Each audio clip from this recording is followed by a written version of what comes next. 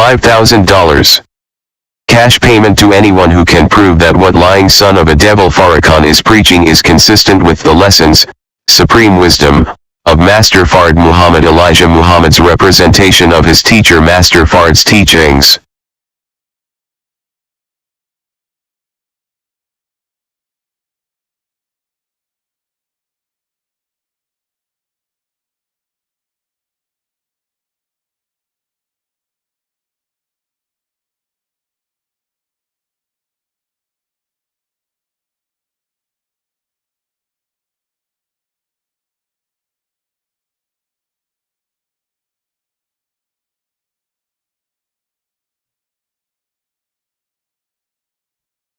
Assalamu alaikum, sisters and brothers.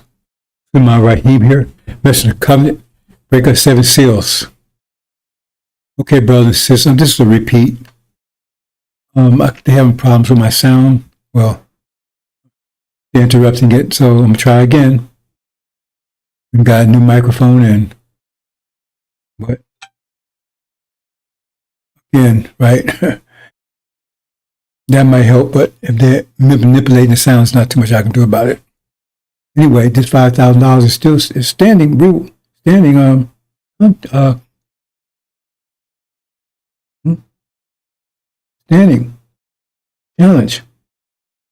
challenge for years. And no one stepped up to it. They respond indirectly. They never stepped to get this $5,000. Why? It'd be easy, right? Let's move on, brothers and sisters.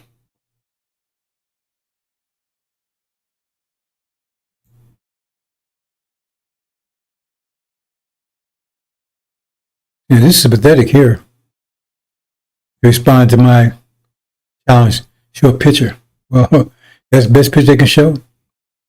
Look at him. You can easily see. He had to prop him up. Oversized suit on him. Bib, I don't know what that's all about. As his nurse. Right? So why they got all this on? I mean, it's obviously not cold in there because she's not wearing that coat. Why they got all that on him? Oversized suit. It's so difficult to get on and off. Look at him. He's been drooling on himself. I mean, that's why they got the... See, but the main problem here is this. We'll show in a minute. They show a picture. That's the best picture they can show. But yes, he's supposed to be the Messiah. He's going to deliver you from anything. Does it look like he can just? He's the warlord because that's the Messiah supposed to be a warlord, right? Move on. You see here? They had to carry him in. They had to carry him in. Look at him. He got hands on his arms. He can't even walk. Barely talk. They have him on drugs. He's a warlord. And look how he's dressed. Why are they dressing like this? Why are they dressed in a jumpsuit? Everyone else, remember, this is his meeting, right? Everybody else is dressed conservatively. Right? Suit and tie, bow tie, everyone. So why do they bring him in a jumpsuit? Because they got to dress him. It's easy. I mean, put a tie on him, and a shirt, and a jacket, and all that. That's right. It's difficult. So they give him a jumpsuit. Just slide it on. This is pathetic. Why would he show up in a formal situation like that? He's supposed to be the sponsor of, the host. And he's sitting around in a jumpsuit. A jumpsuit. They're really stupid over there. They don't know how much they reveal themselves. And plus, I don't know if I have that tape here, but he's talking. Now, wait a minute. Didn't God tell him to shut up? So that's another thing. See, that's why he's busted. Got busted him. He got a bit of challenge out there. Why don't you have a picture of something? So they bring him up. So that shows he was lying about God told him to shut up. But that says been lying all the time. Right? Or now, right? Or now, God said, okay, you can talk now. Okay, so then he got to announce that, hey, God said, I can talk now. So start explaining to people what's going on in the world. That's why you didn't claim God told you to shut up, because first of all, you're incontinent, you can barely talk, you're incoherent. But secondly, thirdly, you don't know what's going on anyway. So that's your cover. But you don't know what's going on anyway, and you don't want to talk. You already blew it on Armageddon. Remember 3 years ago? Armageddon? It's going to spread all over the world. Why must there be Armageddon? You seen the Armageddon? And his boy, his ass wipe, Ishmael, said, if man speaks, and what he says doesn't come true, then you should disregard that person. Well, then we disregard them. Because I don't see any Armageddon to you. It's on record. He said it. In fact, that was the whole topic of his so-called Savior's Day last couple of years ago. You see Armageddon? I said, then he was wrong. I said it's going to be in the Middle East before the Middle East broke out. Check it out. In jumpsuit.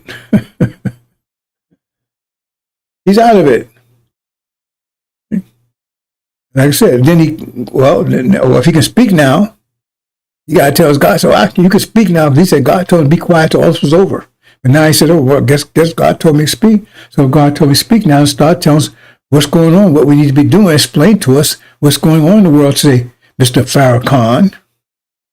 Busted your ass. See? No matter how you look at it, he comes up shit.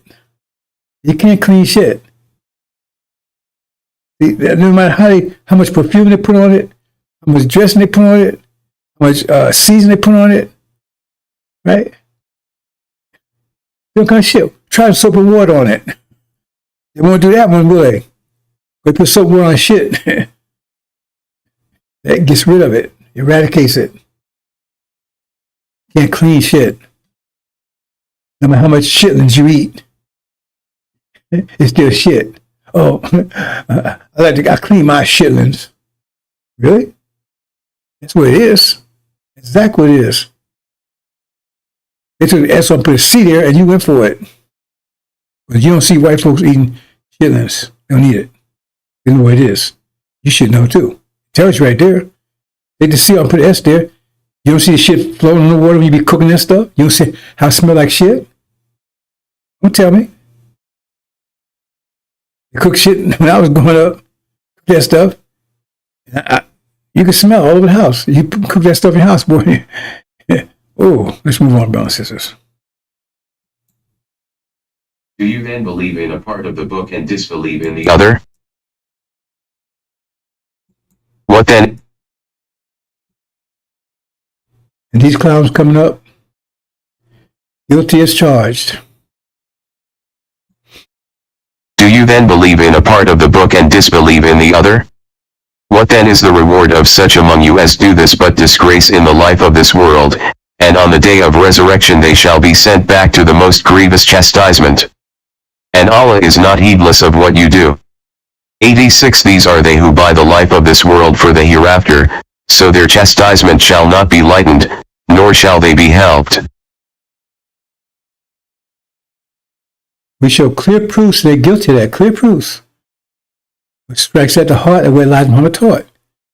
Let's look at Malachi, for instance. He doesn't say Elijah last messenger, it says right there. It says the messenger of the covenant, someone who came to Elijah's temple. He was a follower of Elijah. He would be the one that will get the people home, the messenger of the covenant. They say, oh, Elijah's less one. Well, they believe in part of the book about Elijah, but they don't believe in the messenger of the covenant. They never talk about the messenger of the covenant. It says right there. Elijah prepared the way for, if you go to a restaurant, you don't want it. It's not the preparer that brings your food, it's the server. Right? That's that chef back there. Elijah Muhammad prepared the way.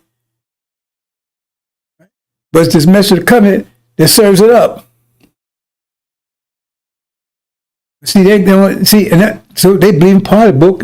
This and the other, right there, Malachi. It says, message of the covenant. And God said he is coming. You ain't got no doubt about it. And so they call him a liar because they say Elijah's the last one. Then they throw Aaron in this, Farrakhan every now and then. He's the Messiah. I remember just calling Obama the Messiah a while back. Remember that one? And then, okay, that's one. Number two, Okay, what about Abraham? It says right there, after 400 years, we returned home to Arabia between River Euphrates and the River Egypt, which, look on the map, they said we're not going anywhere. So they believe in the part where it says we 400 years enslavement, Abraham's seed, but the part where it says what will happen after 400 years, they don't believe in that part. They always talk about that. They always talk about the message of the covenant. There's two things, they're both connected. The message of the covenant, the message of the covenant, and what the covenant is. Now, who is the message of the covenant? Okay, that's a part also. Right in Exodus, it says God, Elijah. Then you got Aaron, who messed up everything. It says it clearly. And then comes Joshua. He's the one that will fulfill the covenant. He gets you back home. So now you know the ID. You know who the message. You know about the message of the covenant. You know who he is and what the covenant is. But they never. Those three things they never mentioned. Now they do. They mentioned Joshua the other day, so I can't say that one anymore. All they did was just mention. They say his name. They say, "Well, make a lie of me." Well, he never say. Well, they had some clown last Sunday. Say about mention the name Joshua. That was it. They didn't say anything about him, what he would do. So right there, guilty of that. It's right there. It's plain sight. That means they're liars. And why are they? Those three things right there, primary Elijah messages. Why they don't talk about those? Because that would kill Farrakhan and expose him as being Aaron. The three people there also, right? Which one? Malachi, one robbing the nation. You can't say it's Elijah. You can't say it's the God. You can't say it's mentioned the covenant. So it's one, right? It's got to be Aaron. It's the same thing. You got God. You got Moses. Then you got Aaron who messed everything up. And then you got Joshua. So that's the one they keep talking about. And that's the one that's bad news.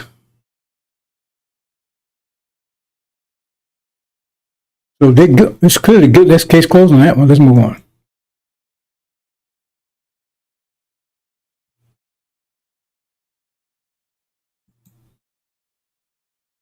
Here we go. I gotta do this. Do you mind? Yes, I'm gonna do something. I don't want to put my brother on the spot. See, this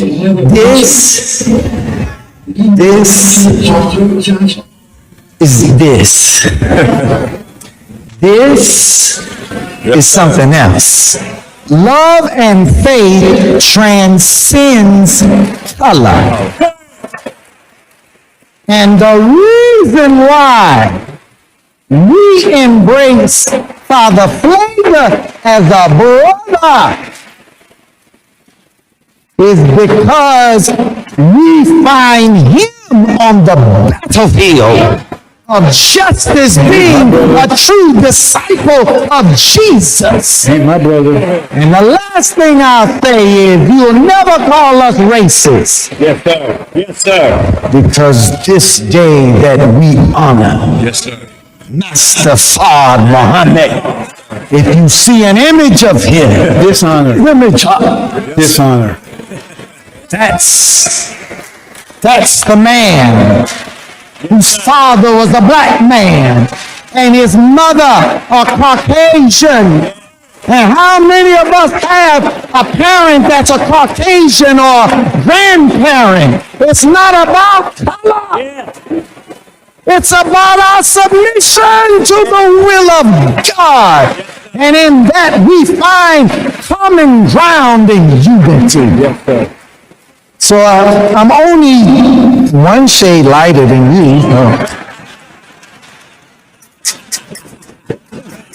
And Mustafa may be 4 more shades lighter. We are family.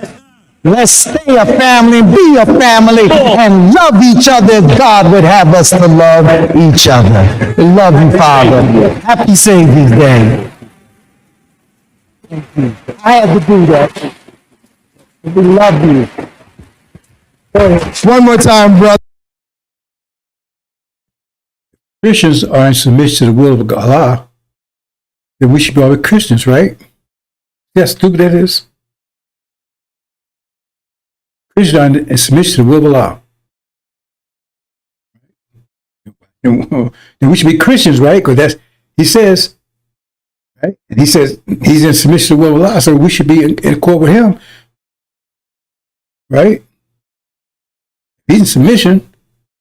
That means we're not. Does that make sense? Anyway, let's move on, brothers and sisters.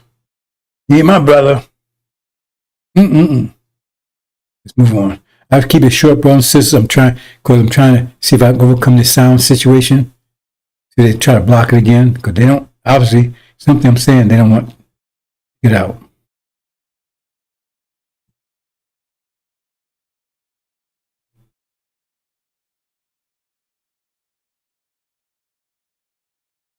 And for these clowns, it's all about the Benjamins. All about the Benjamins with them. They raped the nation. They raped it. They liquidated all the assets. The assets were not in Elijah Muhammad's name. It was in the name of the Nation of Islam, all of it. They took him with the court, said, no, that belongs to my father. That's what Wallace did. They raped all of it. Farrakhan was standing right beside with him. They left Bleeds with nothing. Bleeds worked there. Some people died helping the messenger. Right? Some people was killed. Some people in prison. He made real life sacrifices to build that up. And they got rid of it and took the money and ran and left us with nothing. Farrakhan was right there. He can't blame it on with this Wallace. He was right there with him. He never returned it back. And when the wolves come, remember he said when that happened, he blamed on Wallace. He was right there. He said, oh, the sheep was messed up. Some of them went crazy. Some went back to hospital. Some back in prison, and so forth, so on. Okay, well, you was the top guy. Did you help the sheep? He talked about what happened to him, so he admits it happened to those people. It happened to us as a result of what they did. But he didn't step and help. He took the money and ran. So he's a shepherd help. No, he didn't. They got rid of Nation of Islam totally. They got rid of the name and everything. They totally dismantled it, totally destroyed it. There was something called Balalians. They was right there. He claimed he was with Wallace for years. Their mouth, the mess, and everything else. I was there. 70-83, I was in Chicago. 70-83, I was with the message to the party. 75. That's what he did. Tell him lying, Farrakhan. Move on.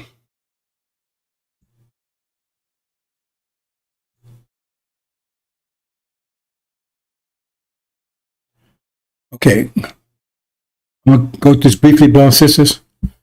The art of war. Now, Elijah Muhammad spoke to it indirectly. He says they will never teach us the law of the science of war. See? Well, they don't really know it. They couldn't teach it to us anyway. You don't know it either. And that's deception, because they tell you, I meant to print out, I forgot again.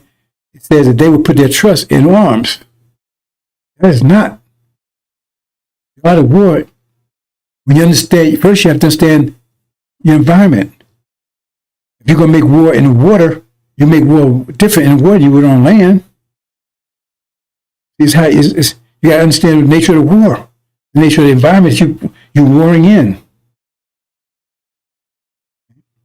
So if you're in a pressure field, if you understand you're in a pressure field, if you understand that simple concept, then the art of war would be who has the greatest pressure. Because pressure defeats low pressure. High pressure defeats low pressure. High power overcomes low power. It's as simple as that. If that's your environment is pressure. If you live in a pressure environment, that's the nature of war. That's the art of war is who can muster the greatest pressure. And that's who wins, period. Ain't no ifs, ands, or buts about it. But if you're talking about just numbers like on a chessboard, then who's got the most tanks? Who's got the most artillery? That's a two-dimensional way of thinking. That's if you understand that we live in a pressure environment. So you say, oh, well, it's numbers. So whoever got the most number wins. That may be true in a non-pressure environment. But if you think that we're in a pressure environment, you're going to be destroyed. If that was true, then when God sent someone to change something, he would send an army, wouldn't he? Would he send an army?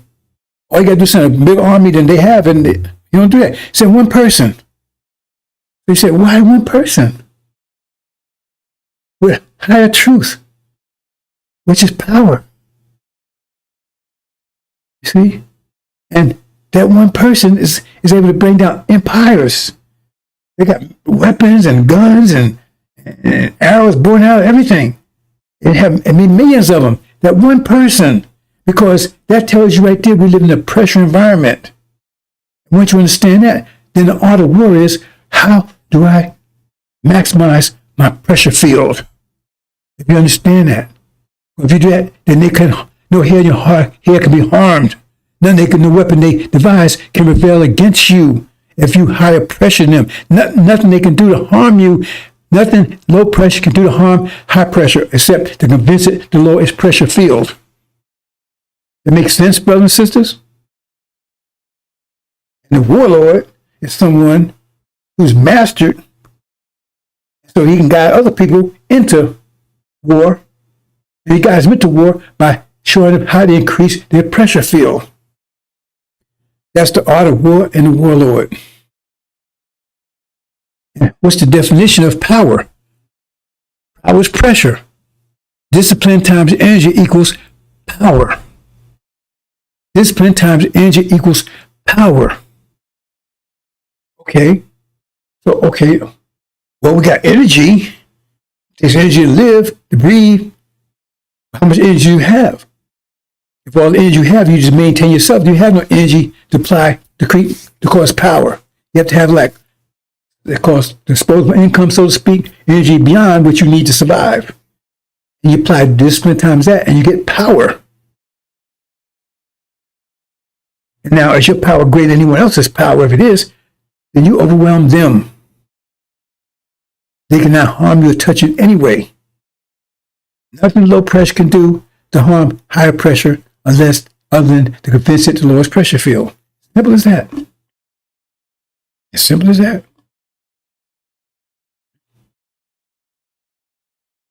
High pressure beats low pressure.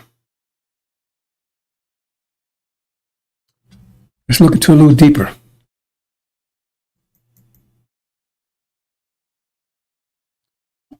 Okay, let's look at a pattern here first. We get to that.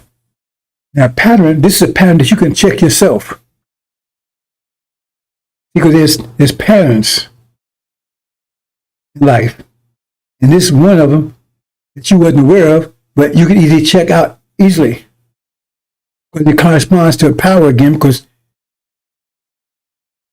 you got to understand where energy comes from, not from the sun. We get some energy from the sun, but primary energy, like it says, you're not live off of bread and water, something like that, but every word that comes out of the mouth of God, they're talking about universe contracting, so now all the energy is coming back to the earth. Universe expanding, energy is going away. Now it's coming back. And it comes back in waves approximately 50 years. Here's a proof right here, because here it was, right, when it's expanding, it means we get to the point where it's low energy. That's where we were. We had low energy. We couldn't do anything. Now we're starting to gain energy again, start being energized. Like the battery ran out, now you're getting recharged. Right? So this way it was in 1820s. Field niggers and house niggers. House niggers were master's children, rape children. Those ones he let in the house. They were kinfolk, not kinfolk. They were not people. There's devil's nature. This had our color. Skin color, right? Okay. And so, well, let me change something real quick. Let me change something real quick, because this confuse somebody. Hold on. Definitely confuse somebody.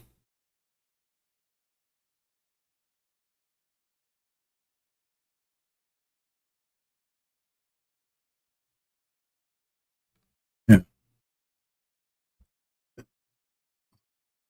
Okay. Definitely confuse somebody.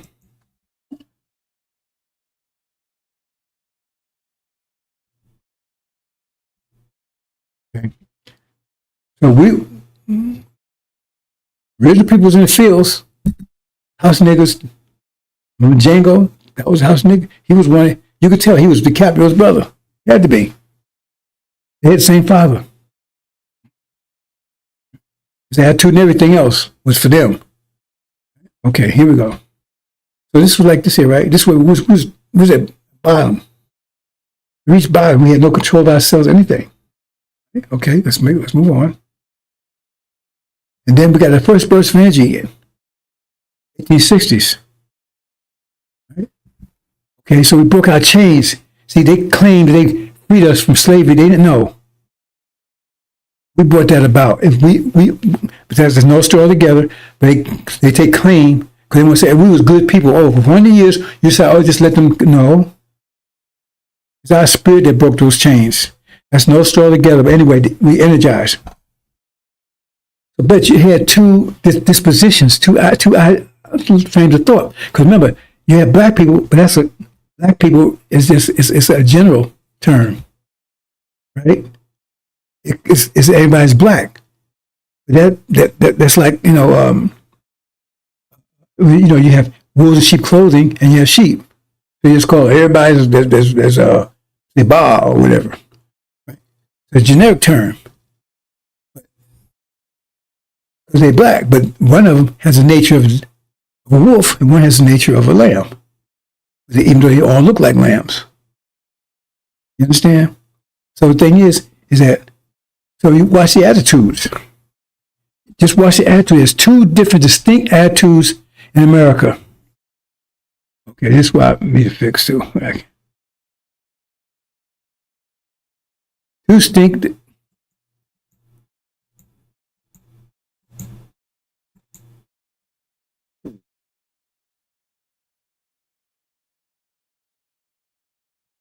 distinct attitudes in America, two distinct. What happened was that once we, so-called broke, we had the blues.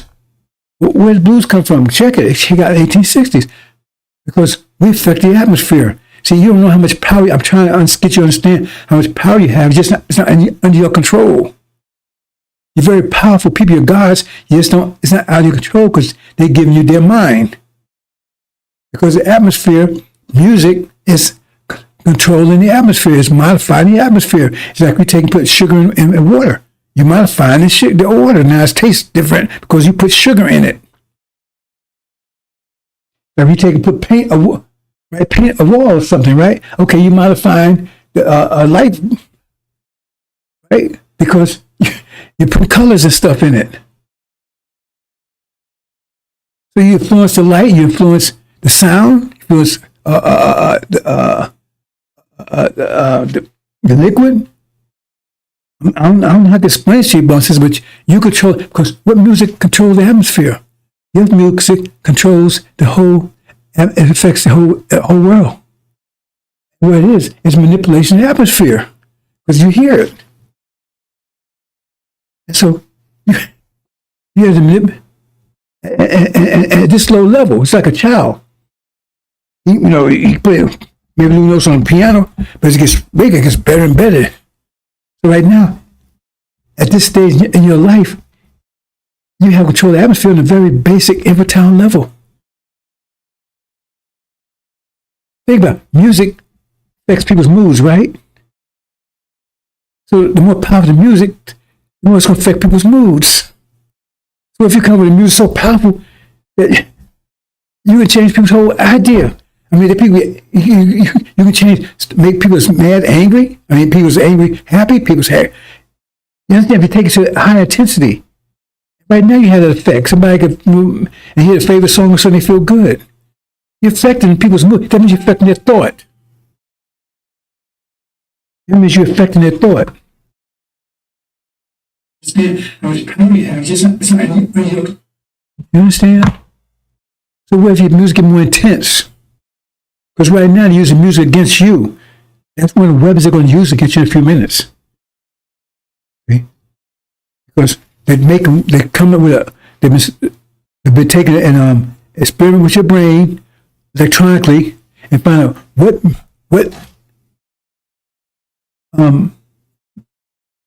combination of sound, we call it music, make black people fearful. They raise intensity, they can make everybody scared. That means you cannot fight in a war, because as soon as they turn on, you'll be afraid, you'll run away, because the fear overcome you. That's one of the weapons they're going to use against you in a minute, bro. They already perfected the weapon. They got weapons you don't know about, and that's one of the weapons right there. So what weapon caused black people, what kind of music would cause extreme fear? Because you can modify somebody, you make certain music, make somebody happy, sad, somebody sad, happy. Do you understand the intensity I'm trying to tell you? How can I tell you this? Because you don't know, or they ain't telling him, but he's one of them. This is one of the weapons they're going to use against you. There's a protection from it, but right now you don't know where it is, and that's what it's going to use against you. It's going to cause you to run into your destruction. Anyway, let's move on, brothers and sisters.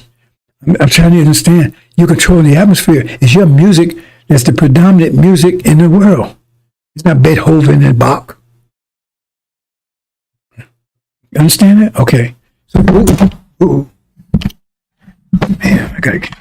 So blues, because we had the blues, and so it was affecting the atmosphere. That's where blues came from in the 1860s. Because we had the blues. See, it reflected not the devil's disposition, not China disposition, not the emotional system, affecting our emotional content. But you had two different distinctions here, a dichotomy, because you had two groups, two frames of thought. One wanted to go and get away from massa. You had two before, you had house niggas and field niggas. Well, the field niggas, and I'm going to get away from the house. We want to stay with massa. So you had two ideas. One sharecropper, we want to stay here on the farm and stay with massa, and the other one wanted to get the hell away from massa. That's exactly what happened. So he had to split two ideas opposing each other. Just follow this through. Remember, this happens every 50 years. This pattern happens this energy wave happens approximately every 50 years. So let's look ahead. We had 50 years, right? Approximately 50 years. What happened? Now the division became more intense. You got the Eurocentric. Somebody said, what does it mean to be more like white people? You start thinking like white people, being analytical like them. That's the boys. Right? They want to get more into America. Okay? But you got the Afrocentric, like Marcus Garvey, Noble Ali, even Maxwell Muhammad showed up then. Afrocentric. They wasn't calling niggas no more. That's what it's called. That was new music. And that was our, we started feeling jazzy. That was our emotional state at the time. That came out in the 20s. Again, approximately 50 years later. Is this a coincidence? Out of nowhere. It didn't come from white people. It came from us. Let's go on. Right? Another 50 years. 50 years.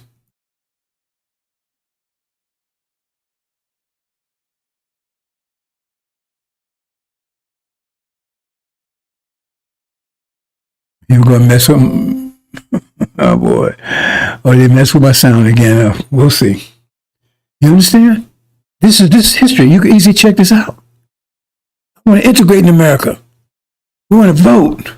We want to live next door to you. We live out in the suburbs with you. You see? And I said, no, we want to get away from you. We have nothing to do with you. You're devils. We're different people. We're a different nation. That new sound came out. Is that a coincidence? And people stop calling themselves Negroes. Now, we blacks, Afro-Americans. I'm black and I'm proud. Start with those and carrying on. Back 20 years later, there was processing their hair. Make it look more like white folks. Processing it. And what was sisters doing? It was putting, wherever it was, straighteners and stuff. Let's go back here, see? See? Be more like white people. We're in processors. So they look like a white boy. Yeah, like white. Just putting straighteners. See? Because I don't even want like white people. And that was no. Okay? Also colors then, not NACP. Right? Back then, that's when it started. And then we go here, and now you got a whole different idea. But remember, we're getting further and further apart. And there's violence that are coming. Each one of these, I'm not going to the violence part, because that's resistance. Violence are coming to each one of these different situations. Civil war. You got the civil rights movement. I mean, the riots are carrying on. And so come blacks and African Americans and whole new music. I'm black and I'm proud. See? Two different ideas. One are black-faced devils. One is original people. Because they have different. One wants to be close to the devils. One wants to get back to the original. Remember, Elijah was supposed to turn you back to your fathers. Aaron wanted to turn you back to Egypt. Turn you back to their fathers. They're more like their fathers. They're more like devils. Christianity, capitalism, all that stuff. So get the hell, we don't want any of that. This is a pattern. This is not conjecture. You can easily check this pattern out. But you didn't get this pattern from Farrakhan, did you? You didn't get it from Silas, did you? Now the other creeps and clowns and dumbasses out there. And then what? So now let's look ahead 50 more years. Uh-oh. Make sure I don't get myself in the way like I did yesterday. Okay, I'll do it this way. Uh-oh. That's where we are right now. Right now. See? And now the divide is clear. We call ourselves Negroes and colors. No, because it's now we know, this where the division comes from. Clear division. Now it's clear. These are demons. These are white folks, black skin, the skin folks. These are original people. This is the real Israel. It's still becoming clear now. But before we were still, oh man, we still blacks. We still part. No. Now we know we're two different people. That's where the message come and tell you. See, no, we're two different people. This is demon path. This is the real Israel. And we want to break out. They want to break in. And we want to go home. And they want to stay in America. Now, what would, and we had two back here. Each one, we had two, somebody represent each, right? He represented that. He represented this. So here, we'd have somebody that represent this path, who's representing this path. So let's see, we can figure out who's representing this path. Because the person representing this path want to stay here. They like white people. They like devils. They love here. They want to stay here. They're happy here. Right? That's their idea would be, right? Am I wrong? See? They don't have any problem. They want more. They want bigger stake here. They want to take over it. And these have a whole different idea. They want to get the hell out of here. And no part of these devils. These want to be part of it. They want to blend in with them. Right? But they won't have nothing to do with this. These will have nothing to do with these. These will have nothing to do with these. So let's see if we can find somebody that represents this idea here.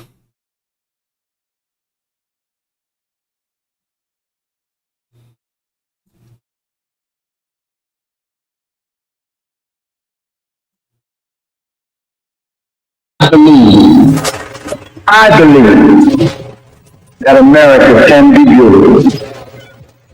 How can America be made beautiful? Now, family, listen. My brother Imam Waterford and I have had disagreement. But his followers and mine have never given each other as much as a bloody nose.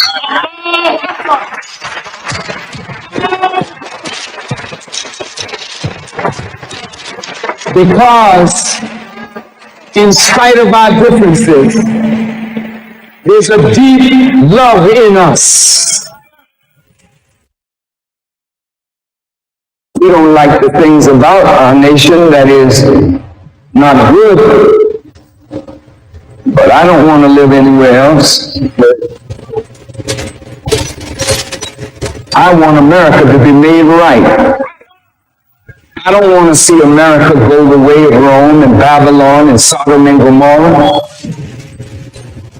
But why won't you go that way? If the men of religion and the women of religion keep silent. When the Muslims were alive, I'll say it again. When the Muslims were alive, you dead as hell now on both sides. Yes, sir, brother. Yes, you are. Yes, sir. That's real, brother. Both sides. That's real. When we were alive, we set up schools. That's right. When we were alive, we had supermarkets. We owned buildings. We owned farmlands. We were busy doing something, hiring our people. Well, I'm telling the Muslims, damn it, if you don't come alive, you will die like you are. And I will say, thank you, Allah, because if they're not doing nothing on top of the earth, let the worms eat their ass.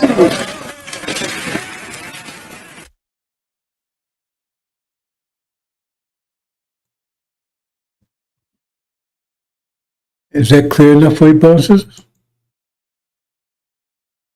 That clear enough for you? He wants to stay here. He loves America. He won't go nowhere. He said he won't go anywhere. He wants to stay here. He hates those who want to leave here, the Muslims. Forget about the point that he's the one to destroy everything they had when they was alive. Who killed them? You did. Got the proof. You and Wallace killed them and destroyed the Nation of Islam. Is that any clearer than that? I mean, am I wrong? Is that pattern? Wouldn't that be the disposition of the person that wants to stay here? That's a demon.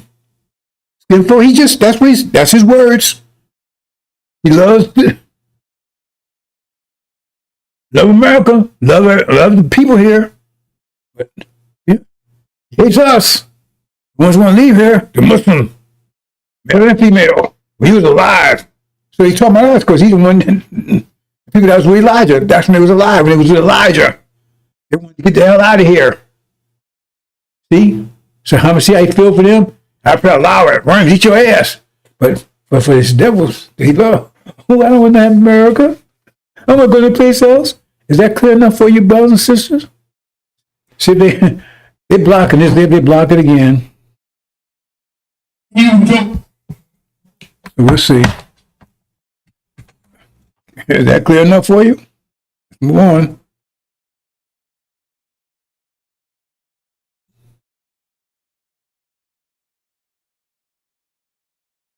Now let's see what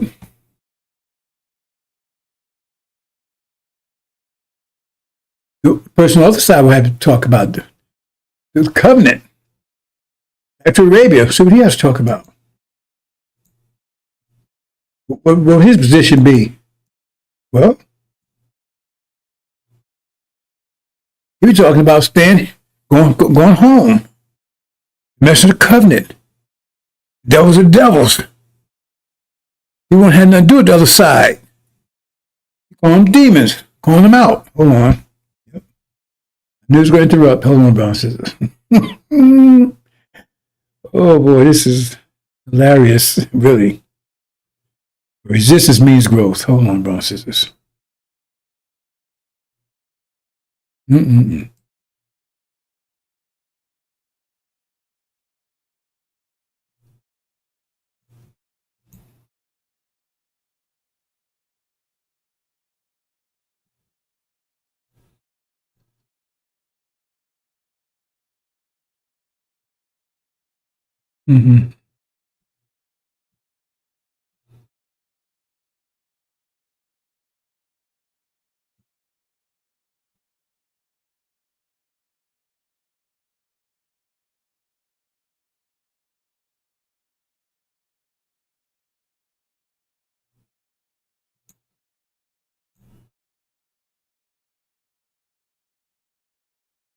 check them sound, bro. Says they probably trying to shut it down again.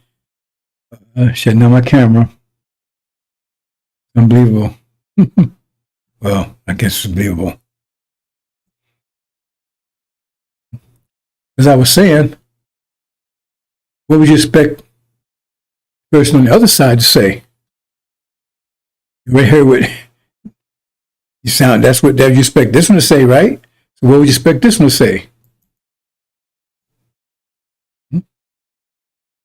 Well, he'll be talking about going home, getting away from America, separate completely, getting away from these demons.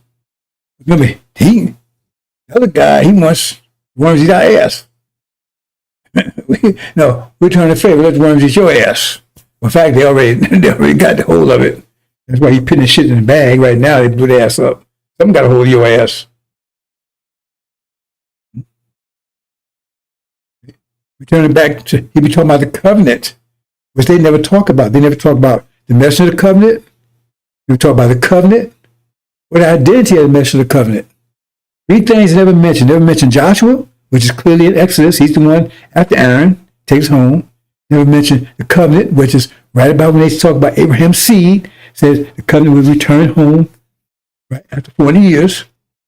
Never mentioned that. And never mentioned message of the covenant. In Malachi, when it clearly says he would succeed, Elijah Muhammad prepared a way for him. All those three things never mentioned.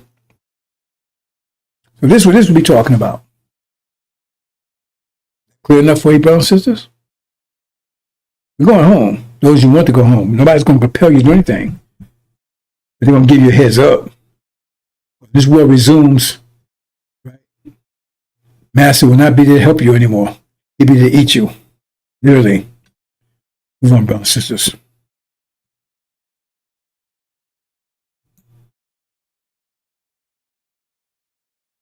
Now here are the pillars. See, higher pressure, that's the art of war. That's real. They never told you it's a pressure system. You never heard that from Elijah? You never heard that from him. I'm not putting down Elijah. Elijah wasn't told everything. It said, in fact, what he was told, he didn't get 100% correct. It says right in the lessons. It's my job to explain all these things to you. We live in a pressure system. Once you understand that, then you know the key success in a pressure system is being higher pressure. The higher pressure you are, the more success you will be. The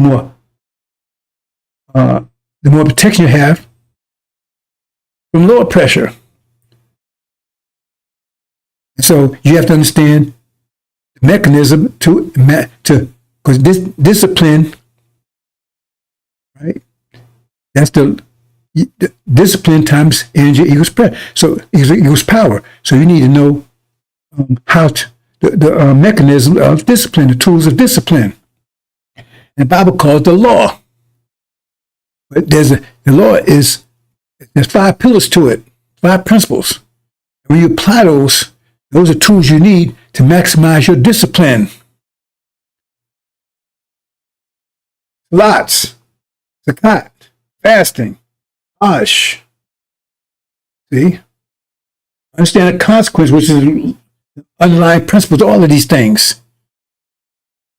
Once you understand it and start applying them, all of a sudden now you have the tools to maximize your discipline, which will maximize your pressure, your power, which will give you a greater defense from anything around you has lesser power, lesser pressure.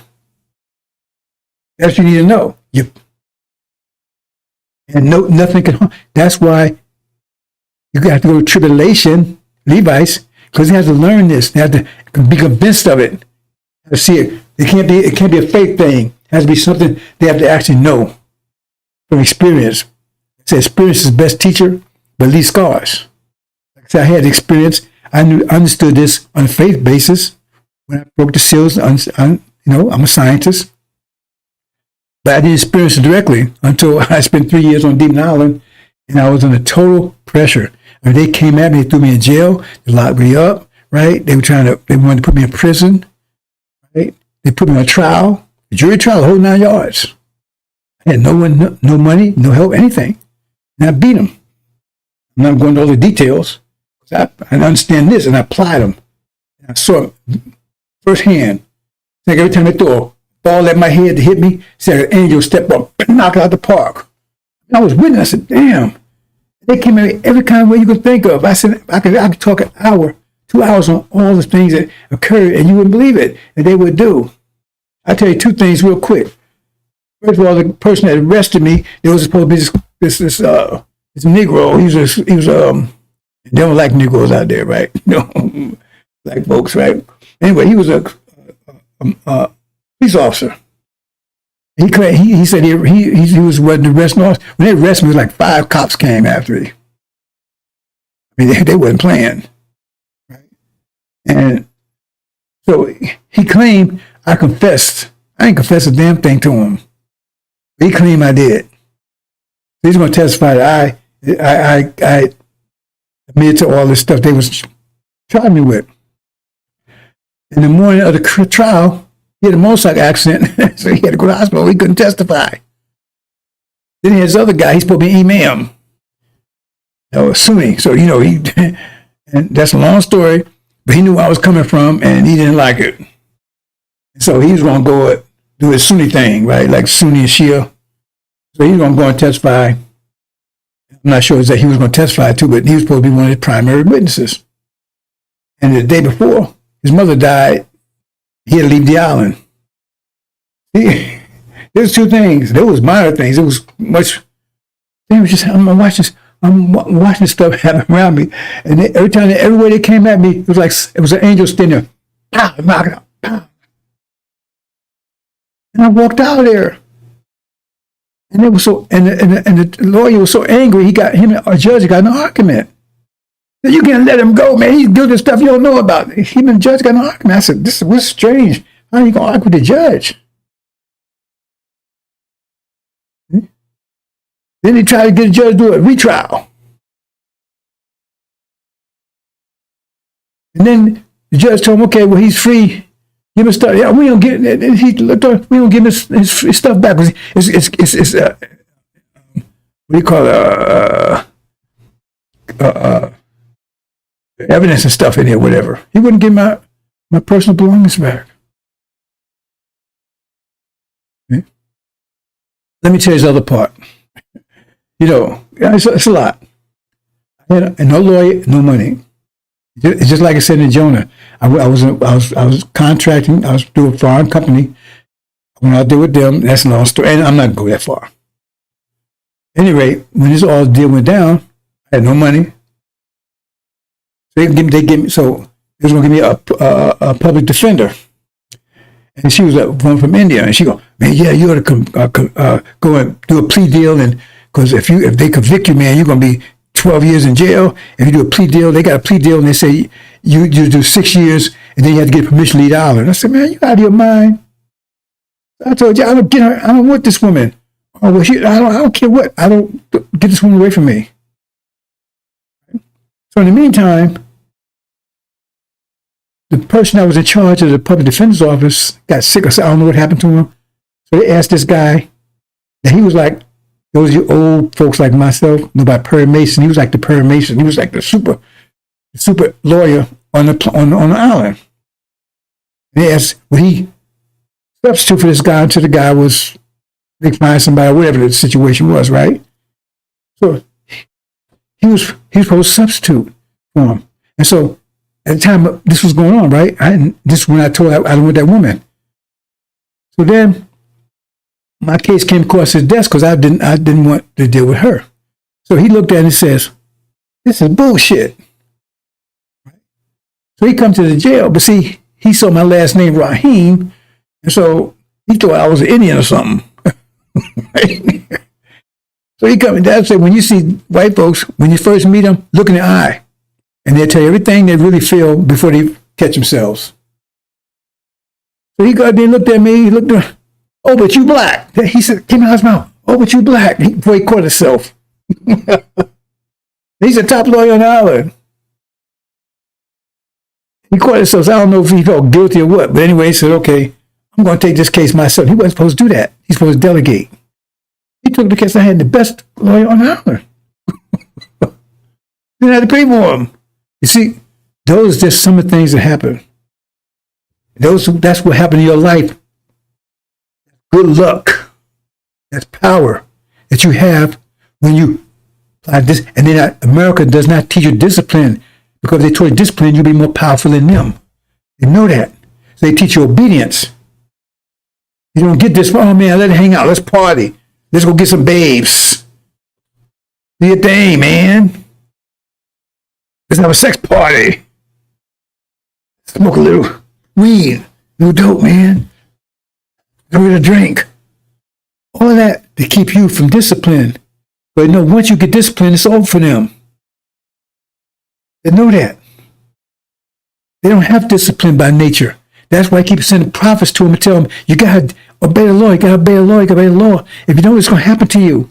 So they get a prophet come in, they obey the law for a while, and then he's descend back into transgender and LGBT and all that stuff. See? Loving pets and all that kind of stuff. This is clear, brothers and sisters. Once you get that tool, I'm giving you the tool, and you apply them, all of a sudden you find your life will change.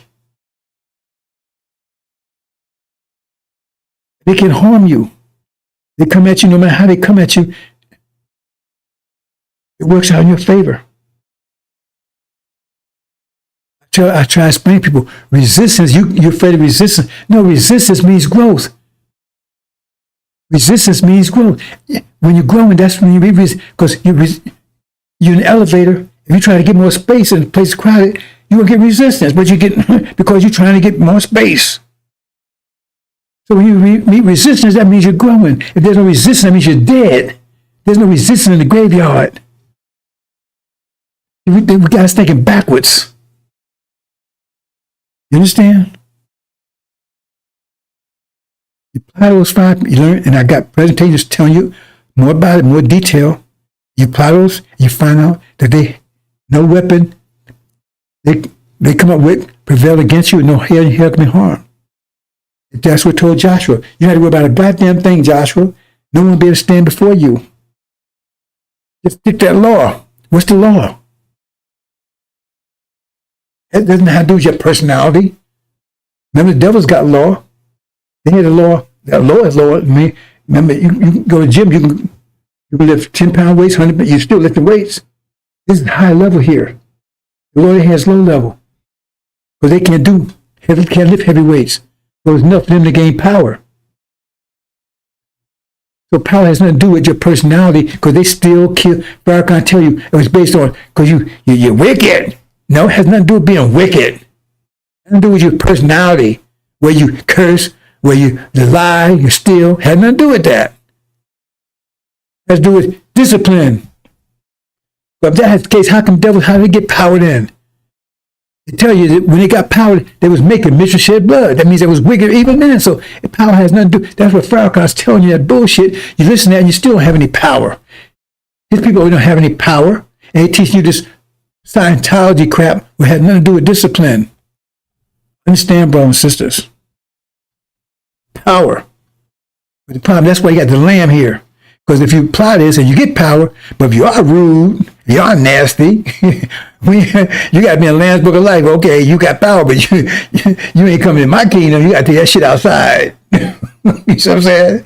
That's why I said, don't say be cast in hell. I said be cast outside in the darkness.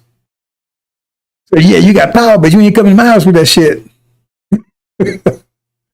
So we got a filter there. So we're going to teach you the power. But see, that's how Farrakhan got power. Because Farrakhan, a demon, he has no natural power. He has no power to natural discipline. But Elijah Muhammad didn't know he was a demon. So he came in and taught him the discipline of the NOI.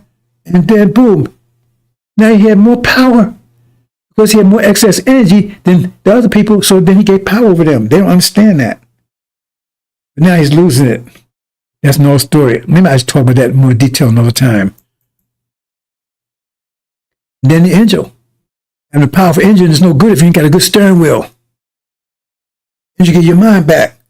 You got to apply that power effectively in the right direction. See, other people I said that in darkness, they got the power, but they don't have the engine. That's why I say you got to be in the Lamb's Book of Life. Right?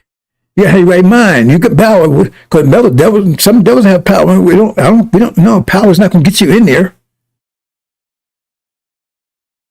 You have to have power to get in there, but you have to have the angel. Right? You have a powerful engine, but you don't have direction. You're going to be running. You're going 100,000 miles an hour in the wrong direction. You got to get your mind back. Because it said, remember, we have natural discipline, but you have to develop it. So it said the man had power in Malachi and Mark, but because he didn't have his mind, what was he doing? He was beating himself with his own power.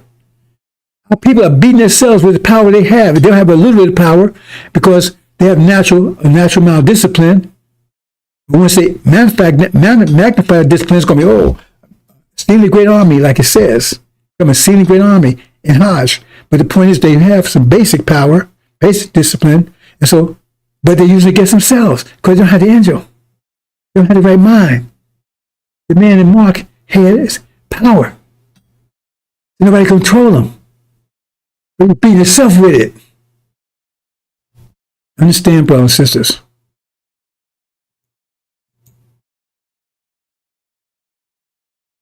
Here. Now, Farrakhan blaming us for this. This is what caused that. Okay? They put pressure on us, give us their mind, they force us under the water, and now we're acting like this here. And Farrakhan said, no, because the pressure on us. Once we get power, we can break that and get back, because if we're in this bad shape, it's not our fault. See, Farrakhan, he calls the accuser of our brethren. He's an accuser. He accused us for what the devil's done. Remember the so-called mean man march? You got to do this. No. Well, the devils have no accountability for what they did to us. They did this.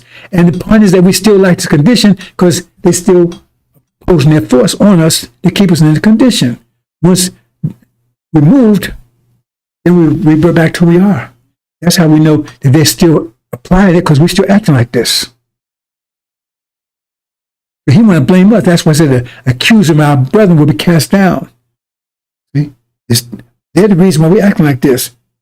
Because the pressure they're putting on our people, we don't have discipline, right, to balance it out. So I've said it. He want to blame us for what they're doing. We're righteous people. We put pressure on the balloon, you go underwater. That's not the natural state for a balloon. As long as you hold your foot there, it's going to stay on the water. Once you move your foot, it will bounce back up to the natural state.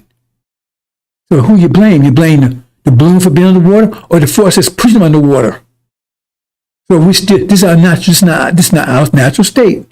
So you got to look at what's causing this. That means you don't have to. You see a wind, leaves blowing. You don't blame the leaves. You blame the wind. That's how you know the wind is blowing, because you see the leaves shaking. You're gonna blame the leaves, or why are you shaking? You weak? No, you blame the wind. But Farrakhan wants to blame the leaves because he's one of them. He's a demon. He's part of this. Understand, brothers and sisters?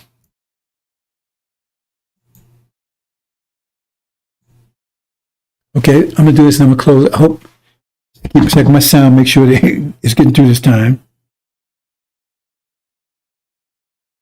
Understand, brothers and sisters? Okay, it says, and thy seed all nations on earth be blessed, because thou hast obeyed my voice. And he's talking to Isaac. Wait a minute, Ishmael was over the son. So the inference here is that Ishmael wasn't obeying his voice. Right? Because Isaac did. Remember the angels that submitted? And the other angels say, well, no, we're not going to submit. But that's Isaac. That's Ishmael. Right? They're the jinn. Isaac submitted. So he was sacrificed.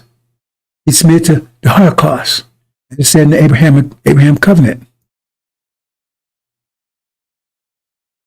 So let's talk about a few things here. Okay.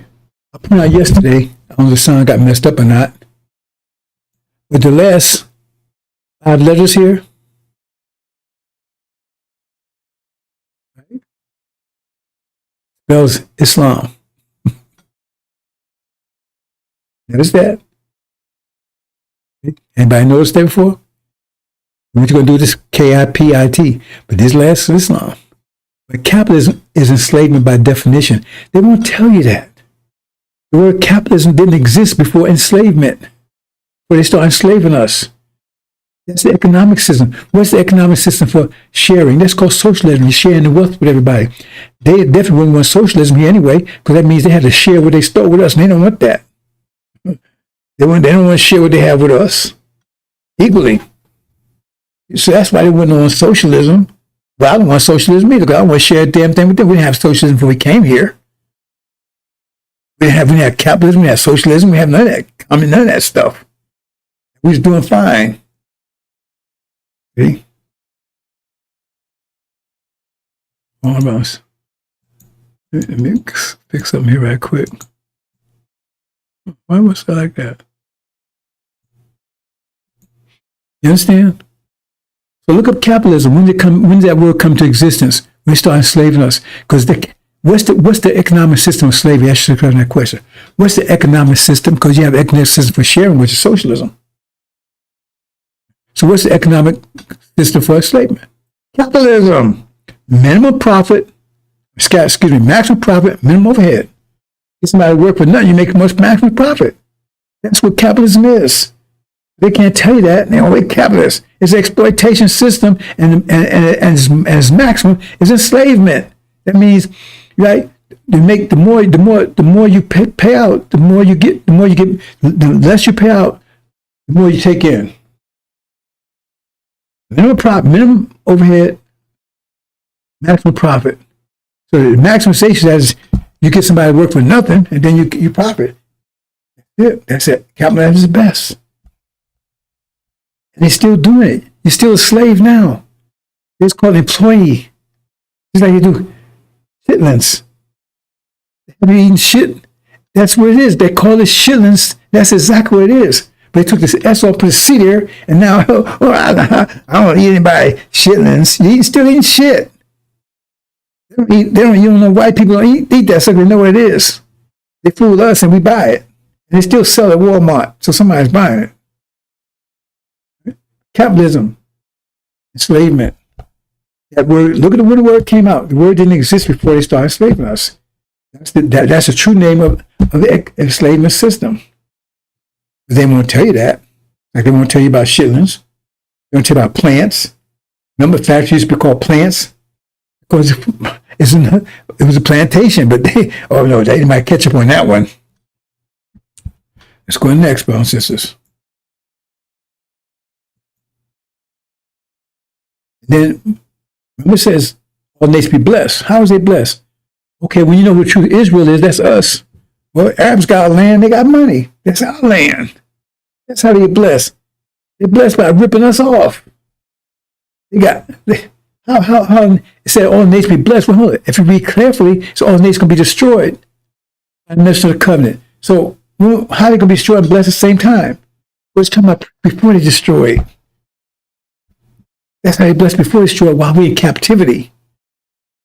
While we're in captivity, they're blessed because they living off our. So they live in our land, all that oil, they super rich. That's our land. That's our oil. That's our religion. That's our name.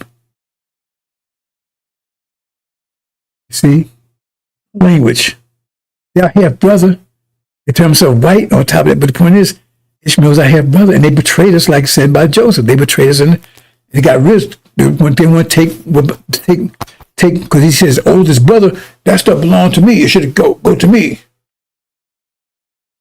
That's the Arabs. That's the Sunni. Arabia, that's ours. We're going to return and take it back. And then look at false Israel. How they so powerful? Because prestige of our name. They assumed our name. So they say, so now everybody gets into prestige because they, you're the chosen of God. You God's people. So that America right now is going through all these changes because, we got to protect Israel. Those who love Israel, God will bless. Those who curse Israel, God will curse. So we got to bless them. They get all this prestige and they spike. They knew we choose Abraham, they'd have to bless us. With their literature. See, that's what they are. So look at you, United States. They got rich off our labor, our innovation, ideas. That's another thing I want you to know. All this exception. Because you don't go to China. I mean, you don't go to Germany. You don't go to France. You don't go to England, Austria. None of those places you go for ideas and innovation. How comes all coming out of here in America? They good at copying stuff. Even the Chinese. No, only ideas you know about that's in the world today came out of here. Why? Because we're here. They can't let you know that. If it came from white people, then how come it come out of Germany? How come it not come out of France? So that's how they get all nations blessed. Ripping us off. Our ideas, our energy, land, money, ID. That's what it's talking about. And then China, India, right? The jobs that would have been provided because of our ideas and innovation. Our AI, industrial. They didn't want us to have that. That was the fruit of our ideas and our innovation. They didn't want us to have that. So they send the jobs over to China. They ripping us off because they taking the jobs that came out of our ideas, our innovation, industrial age, and the our age, that's our ideas again. They send bring Indians over and get them. That's the fruit of our ideas. They're eating. That's how China got rich off of the industrial. That came out of ideas. How Indians getting rich off the AI again. But they had to come here to get them here, right? Right? That's what I'm saying. Where they get it from here. Ideas and innovation. That's what all nations are blessed. That's what it means by that, brothers and sisters. But here you go, the mouth. Who's the warlord? Here's the mouth. It's the battle between the two paths. We're not trying to get you fit you to go to the other path. You're on another path, you stay on another path. You're a demon, we want you to stay over there. We just want you separated from us. And that separation is coming about naturally. The Farrakhan is drawing all those, just like Martin Luther King drew all the integrations to him. Farrakhan drawing all demons to him. Because remember it says in Legion, my name is Legion, you're Eugene Grounds. You know why backwards? We are many. So they were separated. Exodus, same thing. He went to Aaron's camp. Over in Aaron's camp, said those with the Lord, not with him, with the Lord. Messing the covenant. So he separated them from Aaron and his followers, and then they wiped out Aaron and his followers. Stories everywhere. Okay. That's about to happen. It's in the process happening now, actually. Love them devils, don't he? Just more. It's his daddy. We can prove it. Google it. Tells you. It means he's the seed of his father. They can talk us about God made you in the womb. They want to. They can talk what they want to. Move on, brothers and sisters. There you go. It's on the way. A few more days. Hold on, brothers and sisters, for a minute.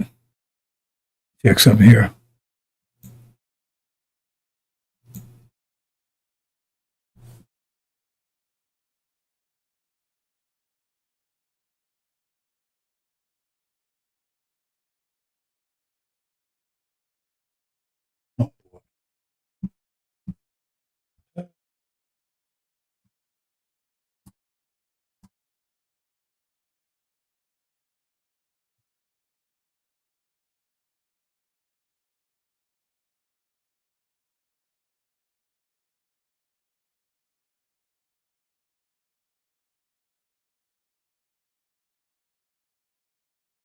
Mm-hmm. Okay, I got a message. I'm getting sound problem. Well, I guess there's nothing I can do about it, brothers and sisters, because no matter what I do, it interrupts my sound. They don't want this message out. They're doing everything they can.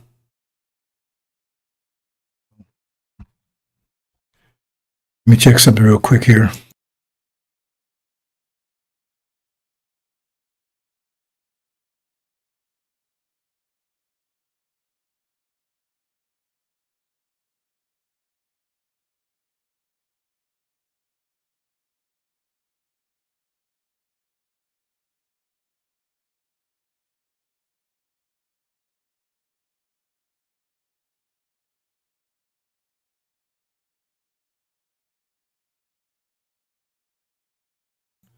Okay, I'm gonna let it play out and go back and see how bad the quality is.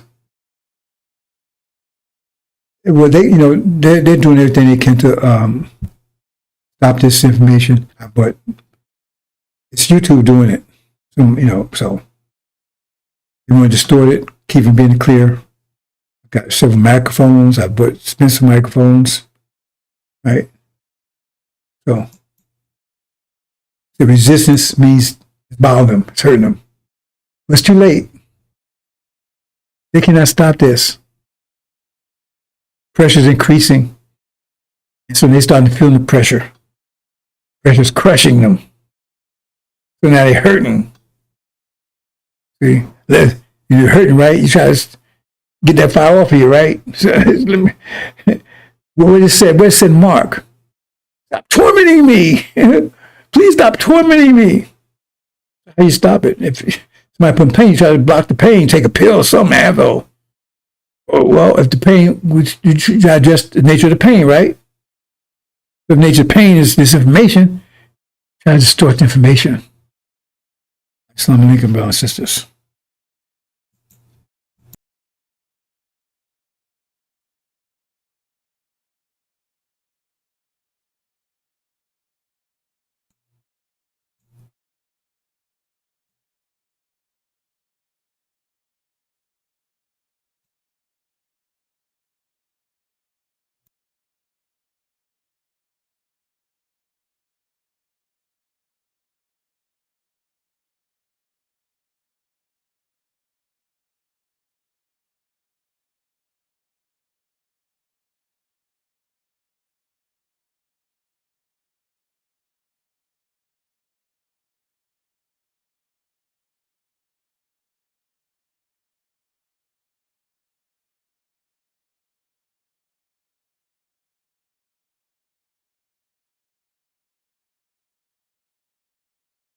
We have a lot of that going on, so we're taking care of our farmers. We can't let our farmers not have anybody. These people. You can't replace them very easily. People that live in the inner city are not doing that work. They're just not doing that work, and they've tried. We've tried. Everybody tried. They don't do it. These people do it naturally. I said, what happens if they get it to a farmer the other day? What happens if they get a bad back? He said, they don't get a bad back, sir, because if they get a bad back, they die. I said, that's interesting, isn't it? Well, you heard that. Donald Trump is a believer in eugenics. He believes that white people are the superior race. And inner city is code for black people. And he believes black people cannot now work on the farms. I guess they're not good enough for that. So Hispanic people can do it because they have the backs for it. This is what this man is saying out loud in interviews. He is a racist. It's been proven time and time again. The man had Mein Kampf on his bedside table that he would read at night. Enough to let you know where he stands on that. Just more outrageous, racist things from Donald Trump. They want to arrest those who can do the farm work well until their backs give out. And then he'll probably ship them to El Salvador or some other country. Just more vile statements from the president and let you know where he stands.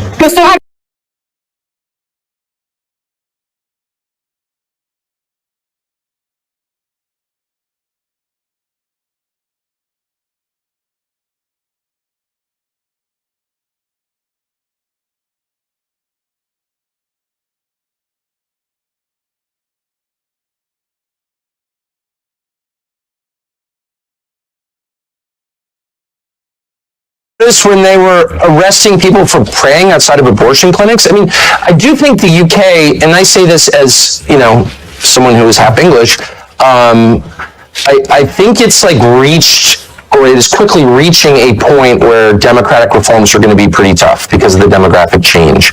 And that, of course, the point of importing all these people is to overwhelm the people who live there who disapprove of the program. So you don't have to care what they think because you just bring in new people, and their will becomes like all that matters. And so I don't think you're going to fix these things through elections at some point, probably pretty soon. And I just worry a place like the UK, Canada is another, a bunch of different countries in the West are at the point where they're literally revolutionary. They are poised for revolution, and as someone who really doesn't support revolution and hates violence and hates civil war above all, I'm worried about that. I mean, I don't see how this is fixed. Starmer, who's, you know, he's just an instrument of larger forces, but he's a poisonous character, obviously, who's really hurt your country. He's in there for, what, 4 more years? And so you wonder, like, people are going to start to get really radical in a scary way. Like, I think this is going to happen.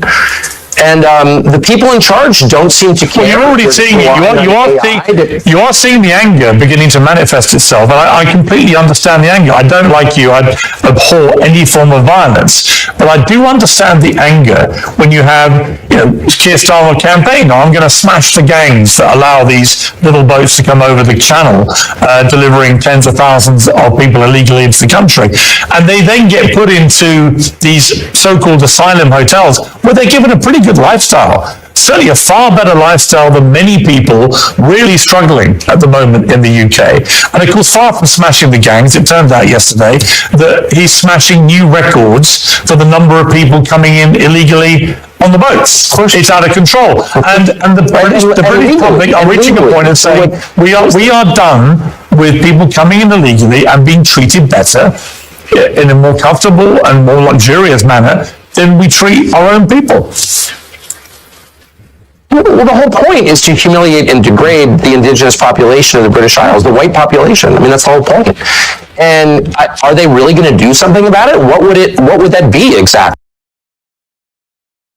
Are reaching a point of saying, we are done with people coming in illegally and being treated better in a more comfortable and more luxurious manner than we treat our own people. Well, the whole point is to humiliate and degrade the indigenous population of the British Isles, the white population. I mean, that's the whole point. And are they really going to do something about it? What would that be exactly? You'd really have to force a lot of people to go back to their countries of origin, millions of people, and you need to do it really soon. And are they actually willing to do that? I don't know, but these are existential questions that we have been browbeat into ignoring for decades. But the question is, like, is Ireland Ireland? If it's majority non-Irish? Oh, shut up, they're Irish. No, they're actually not Irish. Same with the UK, same with England, Scotland, Wales. Like, it's all changing so fast. Nothing like this has ever happened in all of history, except when, say, the Mongols swept across the steppe and raped everybody. Like, that was true demographic change on this scale. But even that wasn't as profound as what we're seeing in every white country around the world. I would say the West, but Australia and New Zealand also. So, like, what is that? Now, my brain is not big enough to understand what that is. I have a lot of theories about it, but I don't know if they're true. All I know is what the numbers are, and that's real, and no one feels that he can say it. Everyone's like, oh, well, if that were happening in China or India or Malaysia or Senegal, it doesn't matter. You'd be like, what the hell is that? Like, the population's totally different. Look at graduation. Pick, I don't know, King's College Law School, and look at the graduation picture for the last 30 years. Who's in it? Just, like, let your eyes tell you the truth for once. Like, this is a total change in population. Is it better? Is it worse? Can't have that conversation. Who's pushing this? Does the population want it? The population clearly doesn't want it. There's no polling that's meaningful on the subject. I mean, there's no referendum on it. You don't get to decide. You've got no voice in it, other than you get to go to jail if you complain loudly enough about it. What is this? I think it's the biggest and darkest thing that has happened in the last 1,000 years, for sure. And I think it's leading somewhere really, really bad. It's not happening by accident, that's obvious, because it's only happening in white countries. I mean, I think that... Oh, shut up, white supremacist. In fact, I'm not a white supremacist. Well, I'm just noticing what the hell's going on. I think most people I've spoken to about this in the UK, most people have always viewed the UK to be a very tolerant, multicultural, cosmopolitan place to live. That's why so many people want to come here. And people have no problem with that. And it's been very successful for a long period of time. But it's multicultural? What does that mean? We have a lot of different people from different countries, different cultures, and it's always worked historically. So is Sharia law in a multicultural country, is Sharia law What does that mean? We have a lot of different people from different countries, different cultures, and it's always worked historically. So is Sharia law in a multicultural country, is Sharia law every bit as valid as English common? No, people don't want Sharia law here. No. A lot of people do. Wait, hold on. I don't know what you mean. Multiculturalism itself is the lie designed to subvert a society. No, a society has a culture. You can argue about what it is or ought to be. It's not necessarily the same as race. It's connected to race, but it's not the same. People from different races can buy into your culture. That was kind of the beauty of the West. But a multicultural society is not sustainable. There's never been your society is one about culture will dominate. Hang on, surely the United States of America, given the very way it was created, is the epitome of a multicultural society. And my point I was going to make to you was, it's absolutely not. It's no.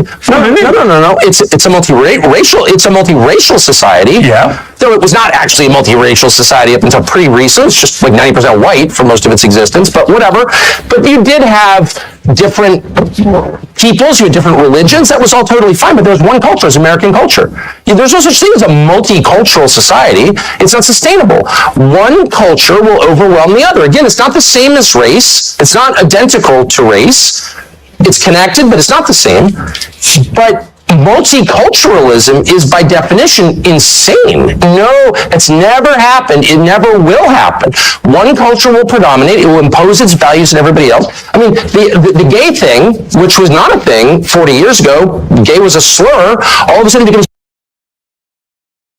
multicultural there. There's one culture, and it's required. And that's true in every society because a culture is a commonly agreed upon set of values, which in their firmest form are called laws. But those values can evolve. It's true everywhere. But those values can evolve. Of course they evolve, but there's only one set of them. If you're multicultural, there's one set. You worship one God in every society. Sorry. Your country's values were established by the United States Constitution, and that's had, 26, 27 amendments? Right, so your own values, as determined by the Founding Fathers, they have evolved and been changed to accommodate changing time. There's no doubt. Look, I'm not even arguing against change.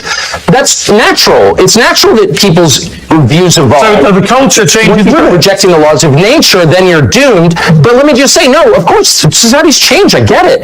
All I'm saying, I'm making a very discrete, specific point, which is multiculturalism as an idea is laughably stupid. It has never worked. We never had it anywhere, and it never will exist because it's contrary to human nature. One culture, one way of looking at things, one worldview will predominate, and it will punish all who deviate from it. That is the nature of societies. So if you're telling me it's determined by the Founding Fathers, they have evolved and been changed to accommodate changing time. There's no doubt. Look, I'm not even arguing against change. That's natural. It's natural that people's views evolve. So those values can evolve. There's one culture, and it's required. And that's true in every society because a culture is a commonly agreed upon set of values, which in their firmest form are called laws. But those values can evolve. This is true everywhere. But those values can evolve. Of course they evolve, but there's only one set of them. It's not multicultural. There's one set. You worship one God in every society. Sorry. Your country's values were established by the United States Constitution, and that's had, 26, 27 amendments? Right, so your own values, as determined by the Founding Fathers, they have evolved and been changed to accommodate changing time. There's no doubt. Look, I'm not even arguing against change. Natural that people's views evolve. So the culture changes. If you're rejecting the laws of nature, then you're doomed. But let me just say, no, of course, societies change. I get it. All I'm saying, I'm making a very discrete, specific point, which is multiculturalism as an idea is laughably stupid. It has never worked. We never had it anywhere, and it never will exist because it's contrary to human nature. One culture, one way of looking at things, one worldview will predominate, and it will punish all who deviate from it. That is the nature of societies. So if you're telling me it's multicultural, we can all live and have radically different values, that's just not true. It's never been true. It never will be true. So you're having one worldview predominate over another and dominate and suppress all dissent. That's just what it is. But I would point to the United States of America and the United Kingdom as two shining examples albeit not completely without their flaws, the shining examples of places that are deemed by the rest of certainly feel that about my country. Well, I certainly think that inherent in Christianity is the notion of tolerance, and that draws from a core Christian concept, which is free will. You cannot force someone to convert. There's never been conversion by the sword in Christianity. People decide to believe in it. And so that is central to the religion, therefore it's been central to the society. Western civilization is Christian civilization, and so we call that tolerance. It's a respect for your inherent God-given right to make a choice about what you believe. Okay, so of course, that's always been a feature. My only point is, a society has a commonly agreed upon set of beliefs, rules, and laws that are the definition of the society itself. That's what society is. So you can't have competing. You can't have, gay world and Sharia world living co-equally in a society. That does not happen. It will never happen. So you have to pick one. Are we the Sharia society? Are we the party time gay rights society? Like, which one? And you can't face that reality, so you're just sort of snoozing along until the inevitable point where you can wake up and be like, my values have no bearing on what our society is anymore, because we've been invaded by other people with a totally different worldview, and they're now in charge. And that day is coming very soon for your country, and maybe it'll improve it. I don't think the UK could be a lot worse than it already is. It's this kind of disgusting, sad, self-hating, suicidal island that was once great. It kills me to see it as a half English person, but that day is coming. It will change. You will either decide to be Western or Eastern. That's a choice that we're all going to face. I don't want to face that choice, but it's being foisted upon us by the architect. That's a choice that we're all going to face. Suicidal island that was once great. It kills me to see it as a half English. That day is coming. It will change. You will either decide to be Western or Eastern. That's a choice that we're all going to face. I don't want to face that choice, but it's being foisted upon us by the architects of mass migration. Sorry. I would question your characterization of my country as a sad, disgusting, suicidal nation. I feel none of those things. I feel very happy to be in the United Kingdom, and I feel that there are lots of very happy. Our system, the Western system, which is very distinct from the Eastern system, very distinct, and it's distinct on this one precise point, we believe, and have always believed since this country was founded, since your country became, not a pure monarchy, but even when it was a pure monarchy, the belief in the West, because of Christianity, was the worst thing you can do is punish the innocent. That's the worst thing you can do. That's worse than not punishing the guilty. And we often said that to each other. We no longer say that because there is a pretty concerted effort to blur the meaning of these terms. But I'm not going to be deterred from defining words precisely. Terror is murdering people, killing people, punishing people who committed no crime. Period. So when the Israeli government says it has repeatedly that even though over 20,000 completely innocent children are believed to have died in their response to what Hamas did on October the 7th at the hands of the IDF, there are many on the pro-Palestinian side who say that Israel is behaving like terrorists too in the way that they have gone about conducting this war. Would you go as far as to say that? One of the things that I really object to now is this relentless focus on Israel, which, by the way, is a foreign country that I have nothing to do with.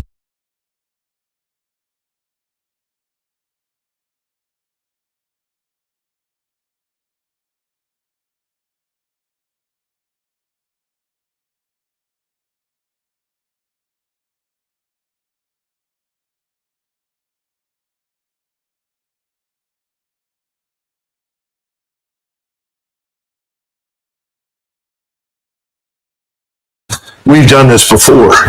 Now, maybe today things are different, and we will end up living in a nation that is sharply divided and may ultimately produce something else. But I'm an American. I love my country. I want to see it stay together. I'm interested in social cohesion, which means that I think our laws, customs, and culture have to be dominant. We can accept some diversity on the edges, but not fundamental division. I think we're in a state of fundamental division. So when I bring up Sharia law, I've sat in many discussions with many people that said, well, I don't care what people look like, but I do care about Sharia law, and I don't want that practiced anywhere near my family or in my country. And that's something you should be aware of. So the notion that someone can come here and say, well, that's part of my religion, and we're going to abide by Sharia law, they're going to find serious resistance and opposition in the country. That's It's because it matters. It's this thing we call societal cohesion. Nations do not exist on their own. They have a core population. Our core population from the very beginning was always at least 80% European and Christian, and about 15 to 20% African. But when you start bringing in huge numbers, millions, who are fundamentally different from the core population, you are going to get violence, anger, and conflict. How many times have you heard people say, if you bring people in from the developing world, what do you get? The developing world. And now we've got that. You can't bring in hundreds of thousands of people from Somalia, plant them, of all places, in Minnesota, and then be shocked that, no, they're not Americans. They're not really interested in being Americans. They're foreigners living on American soil. Nobody wants to say that publicly. If you do, oh, well, you're a racist. Well, you know, the world is full of racists. The real war that's going to decide our fate is not going to be fought anywhere overseas. It's going to be fought right here inside the United States. Are we going to survive as a republic, as an English-speaking republic that rests on the foundations of Western civilization? Or are we going to become something else? One point that is Constitution was completed in 1789. I think we had 5 million people living in the 13 British colonies. We were 90% white, that is excluding the Africans who were in the country who had been brought here as slaves. But we were 90% white. We were 90% Protestant. And this may be hard for you to believe, but the people that wrote that were trying to protect all of the Protestant sects from a state church on the model of the Church of England and the Roman Catholic Church. That's one of the reasons it was almost 100 years or more after that before people began to finally accept Catholicism as a religion, because it was viewed as political power. My point to you is the Constitution is outdated. The way we are governed is outdated. It has to be re-examined. Nobody in 1789 imagined that anybody would come to the United States except another lunatic, religious fanatical Protestant who hated the Church of England. That's what people feared. That's what they thought of. The Constitution that we have does many good things, but I would argue that the Bill of Rights is ultimately more important. The Bill of Rights is vital and essential, and that needs to be defended. But the Constitution and the way we govern and the things that we're doing, it's out of date. It doesn't fit our needs. And that's back to my comment on something given has no value. You have to earn it. And we haven't made anybody earn their place in this country. I'm talking about people like me that have been here forever. My first ancestor stepped off the boat in 1681. So we've got to get back to some notion of national service, because national service promotes national integration. It addresses some of these problems that you're discussing. Now, I know that you may not want to conform and may not want to be as I am, but I'm an American and nobody questions that. Nobody ever will. If you don't want to stand out and be questioned, then I suggest that you change your appearance, because I don't think it's life or death for you to wear what you wear. I think this conversation It's not fun, because it's leading to violence that could have otherwise been avoided. You see, every great nation, every large nation can always accept some number of people into its ranks that are different from them. It's always been the case. But if you suddenly import millions, which is what's happened here and happened in Europe, then you threaten the core gene pool. What I'm trying to tell you is there's a problem. And we can all think that there isn't, and you can insist there isn't, but that's the view. And I think it's incumbent upon all of us to address it truthfully and openly. Stop pretending it's not a problem. It's a problem. I mean, what's also a problem is white supremacy, and that's No, because of you're saying you're different, you're going to remain different, and you don't think that if that's not compatible with being an American, then the hell with it. That's what you're going to do.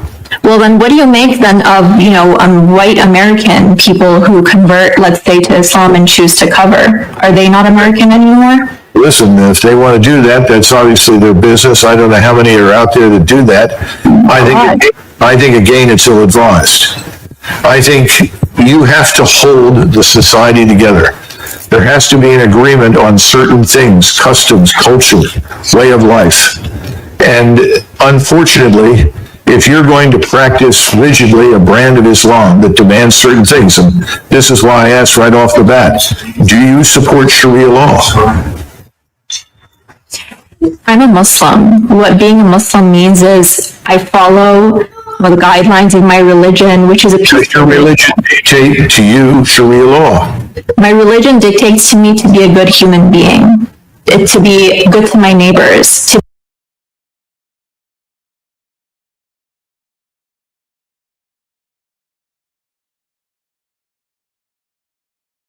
that the most powerful force in today's Republican Party is represented by what Charlie Kirk said.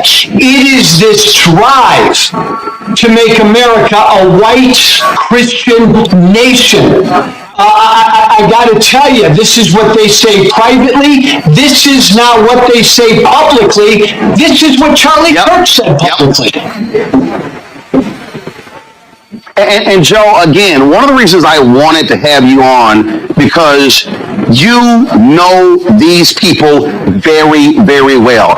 Yeah. You said it yourself. You were one of the strongest voices. You were one of the folks who understood the incendiary language when you were in Congress, when you had your radio show, and how people loved when you did it. And then when you chose to apologize for that and turn away from it, oh my God, they literally have just tried to destroy you because of that.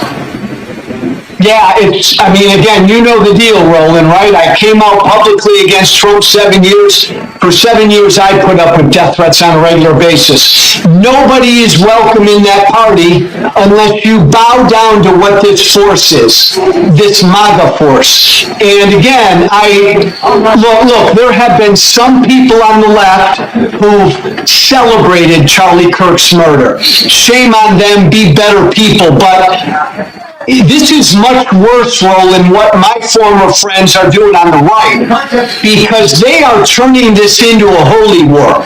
When you say we declare war on the left because of what some 22-year-old young guy did in Utah, and then you declare war on the whole left, that's a lot worse than celebrating Charlie Kirk's murder, because that's dishonest, but that's also inciting hate and violence. And Roland, look, Trump's an idiot.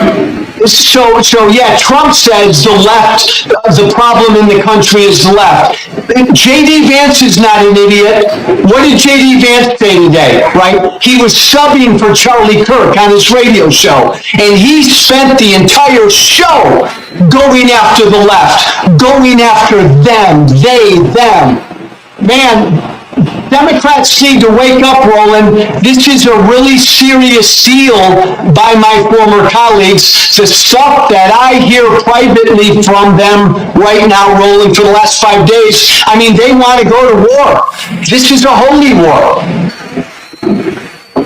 Oh, it absolutely is. And what really jumps out at me on this very thing here, Joe, and I've been saying this, I played the speech 2 weeks ago that mainstream media just ignored, of Missouri Senator Eric Schmidt, who gave a speech at NatCon, Peter Thiel's group, where he literally gave a white nationalist speech, where he said our ancestors fought for this country to be ours and no one else. He was talking about white people. He was basically saying if you are Black, Latino, Asian American, or even Native American, America is not for you. And folks just ignored it. And so people need to understand, again, what they're saying, why they're saying it. And yes, there are many evangelicals, any very conservative white Christians who are pushing this as well, and you nailed it. They want a holy war. They want a race war. They want this to be a white country. It is clear as day. And Roland, really important point, Charlie Kirk at only 31, the impact he had because he was one of the most successful pushers of this white Christian nationalistic idea. And so I think that's why all of his defenders are out there so strenuously denying he said anything divisive, because they know if you really go through Charlie Kirk's public record, everything he said about people of color and Black women and Muslims and gays and transgenders, if people took the time to go through all of that, and that was put out for average people to see, they'd be blown away by it. That's why his defenders are like supercharged right now. They don't want that record to be seen. Today, you mentioned, and I mentioned as well, Vice President J.D. Vance sitting in to do his show. And listen to this man just blatantly lie, Joe. Play it. I read a story in The Nation magazine about my dear friend, Charlie Kirk. Now, The Nation isn't a fringe blog. It's a well-funded, well-respected magazine whose publishing history goes back to the American Civil War. George Soros' Open Society Foundation funds this magazine, as does the Ford Foundation and many other wealthy titans of the American progressive movement. The writer accuses Charlie of saying, and I quote, "Black women do not have brain processing power to be taken seriously." But if you go and watch the clip, the very clip she links to, you realize he never said anything like that. He never uttered those words. He made an argument against affirmative action as a policy. He criticized a specific Supreme Court justice as an individual. He never said anything about Black women as a group. He made an argument for judging people of all races and backgrounds by their own individual merits. Bullshit. Okay, Joe, this is actually what he said.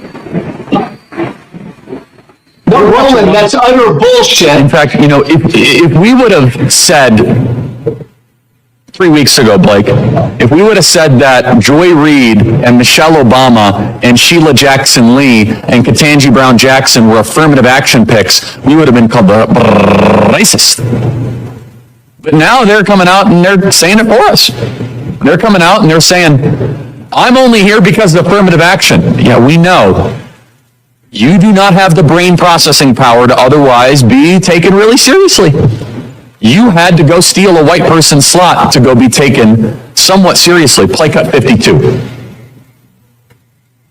But I rise today as a clear recipient of affirmative action, particularly in higher education. I may have been admitted on affirmative action, both in terms of being a woman and a woman of color. All right, Joe, he literally said it. Not only that, Vance lied. Soros does not fund the nation. So he sat there and flat out lied. And Roland, remind me, what's J.D. Vance's job? He's the vice president, and yet he had time today to do a radio show for a former right-wing podcaster. I mean, look what they're not even, Roland, they're not even subtle about it, what this White House is doing. They believe, man, the path to victory is fear, hate, and division. And that's what they're putting out there. That was Charlie Kirk literally going after 4 accomplished Black women by saying they didn't have the brain power to get where they got. This is what he believed. And this is what MAGA believes. And that, again, Roland, broken record, that's why Charlie Kirk was so damn successful. Why he had such a big audience.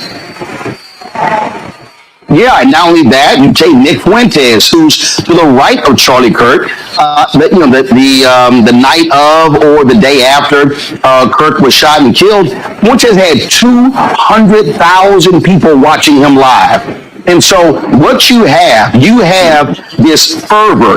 And so when I listen to Trump and Vance and all these people talk about, how the left, they're indoctrinating. No, and you know this very well, the indoctrination.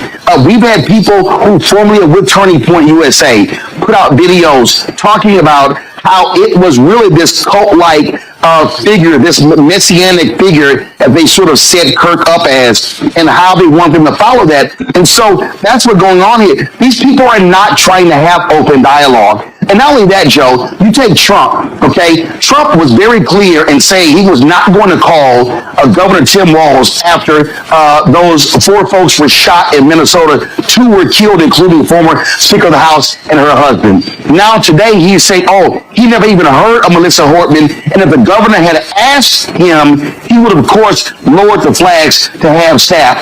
I'm sorry, he's also lying. He knew about her. He knew about the shooting, but he was so arrogant that he said, 2 Democrats, a Democrat Speaker of the House, shot and killed. Yeah, I don't care, but lower the flags to have staff with Charlie Kirk. Flies body on Air Force 2. Do a memorial service at the Kennedy Center. Do another one at the Arizona Cardinals Stadium. Give him the Medal of Freedom. And I'm telling you, they're going to give him a state funeral. That's what you're seeing right now.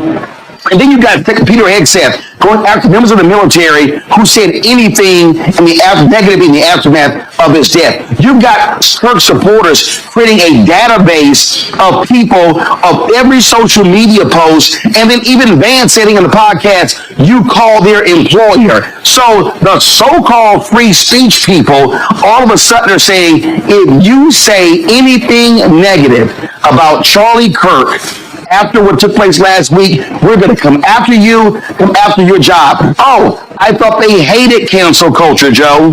Yeah.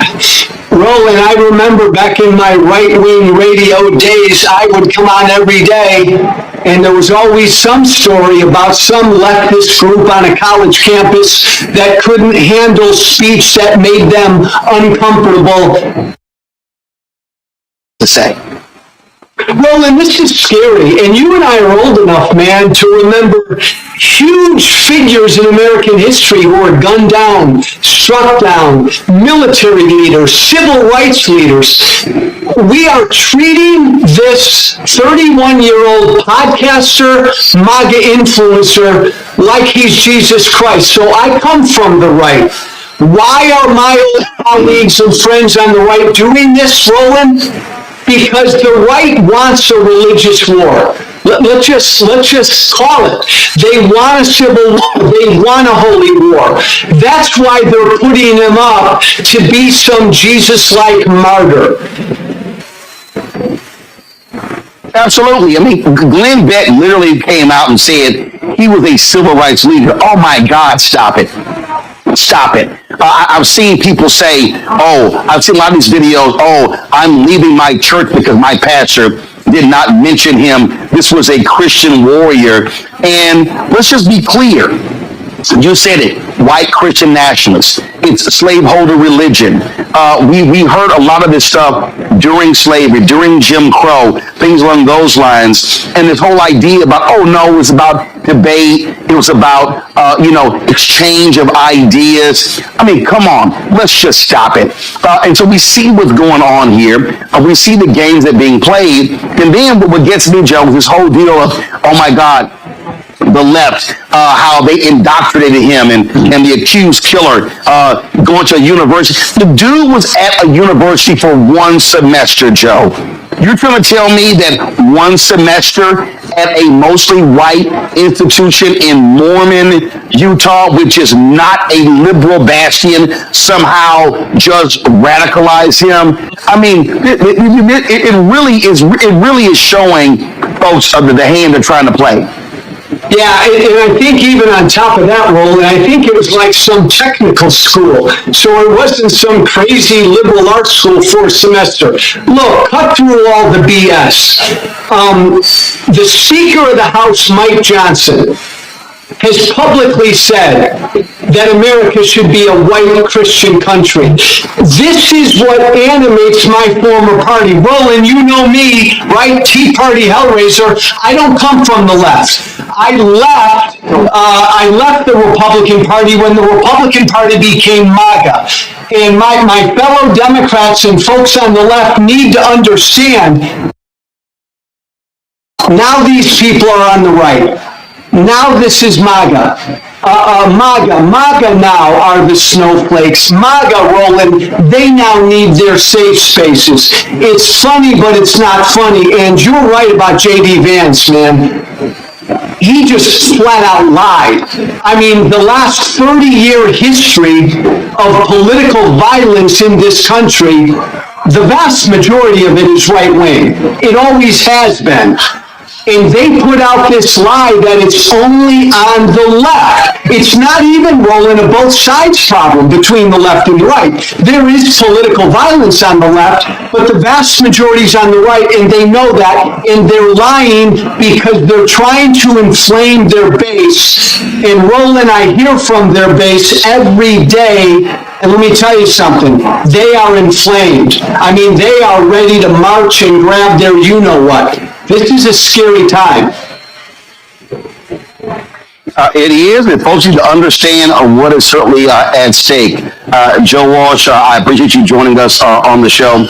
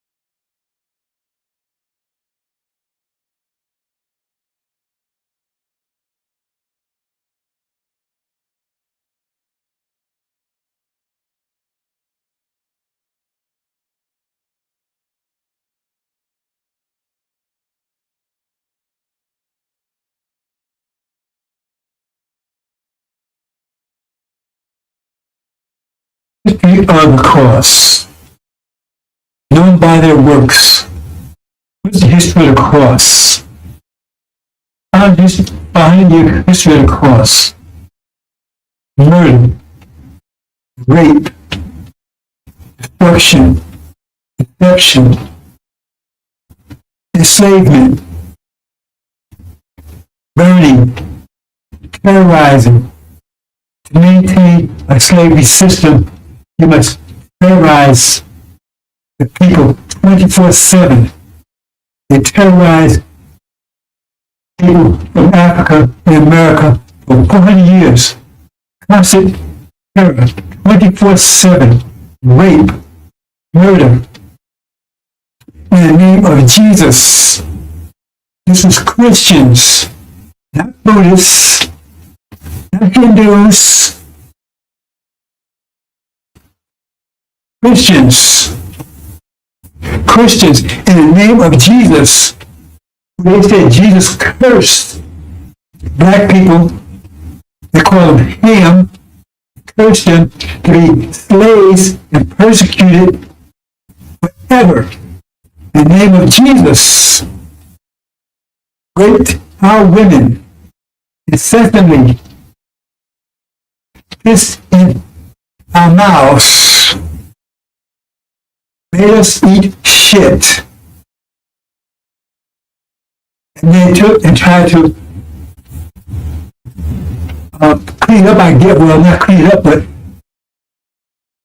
make it look more attractive, I guess, by calling it chitlins. That's after slavery, of course, after so-called slavery. Because what they do was not slavery. Look up slavery. Look up slavery. It does include murder, rape, terror. This is a Holocaust. And then now they try to downplay it. Oh, that was 40 years ago. No, it wasn't 40 years ago. How close to me years ago? It was 20 years ago. It lasted for 400 years. As they're doing today. They took everything away from the slaves. Everything. Their name, their culture, their families, their religion,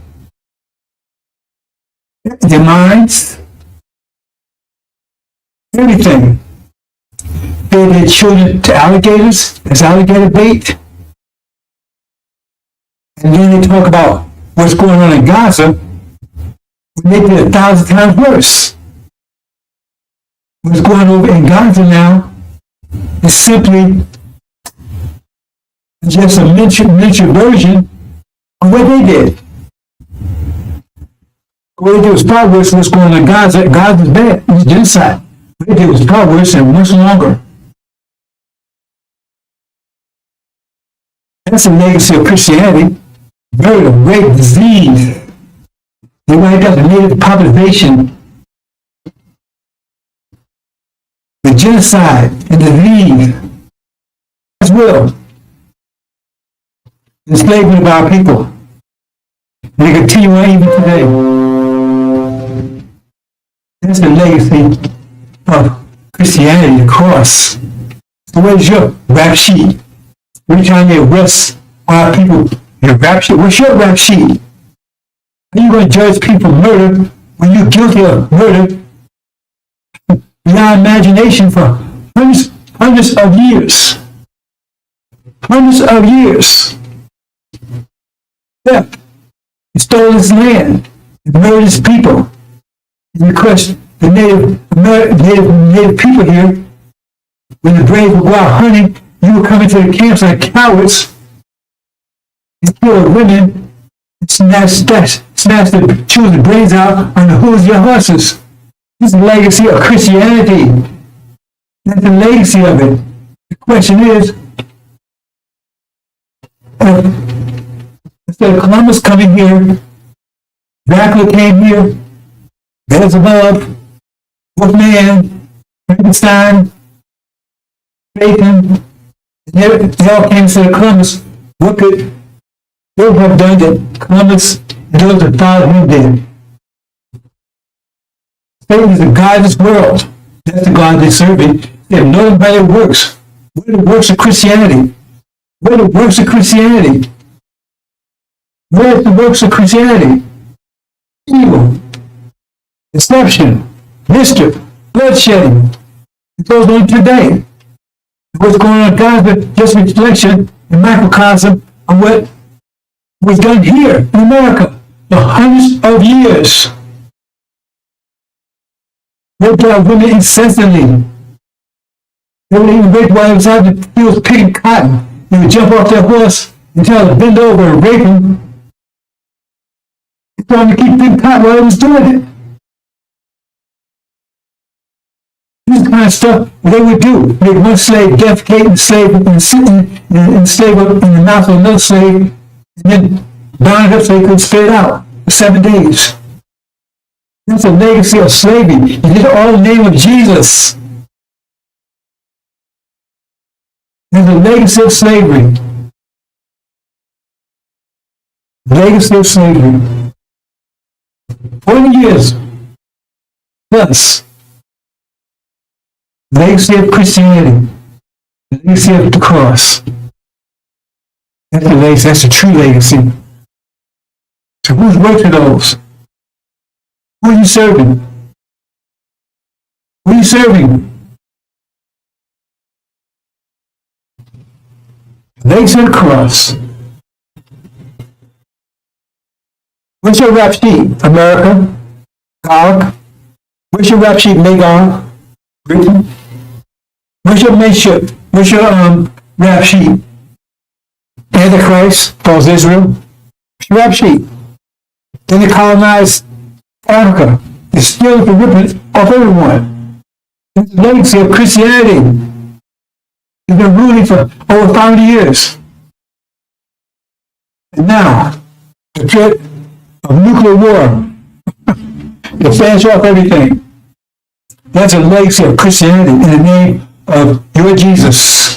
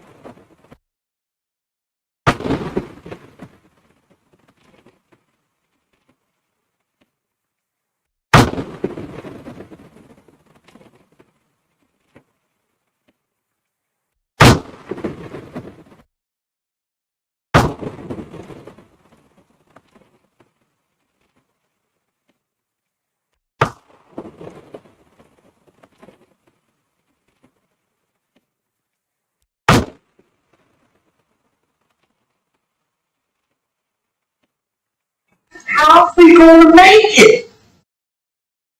Surely you ain't talking about us packing our bags and going westward or going out there in the land. Ain't no cities, no towns, no infrastructure out there. Surely you ain't talking about that, are you?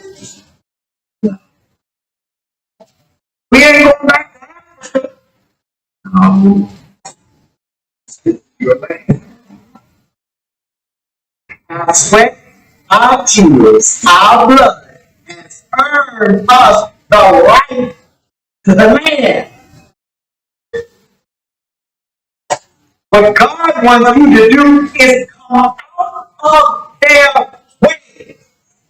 Come out of their pagan holiday.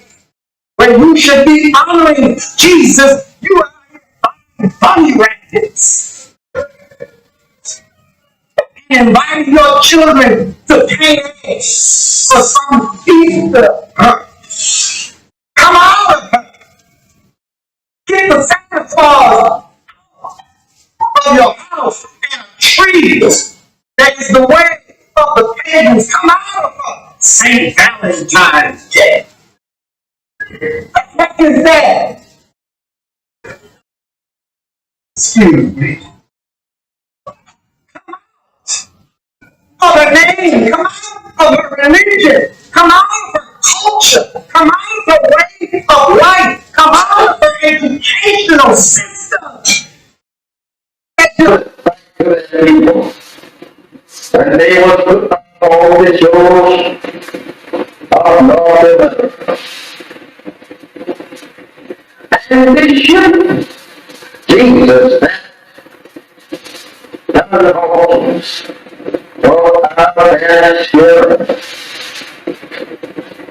They stood and said, it is a parent. And the old wisdom. I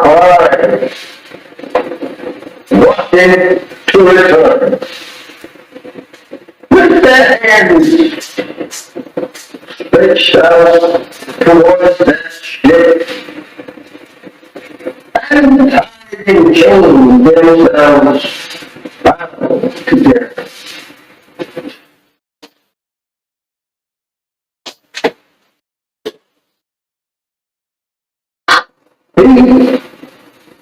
And when they was put off on this level shows, they took them, scattered that ship that brought them to a strange and these strange people who could not speak either one's language.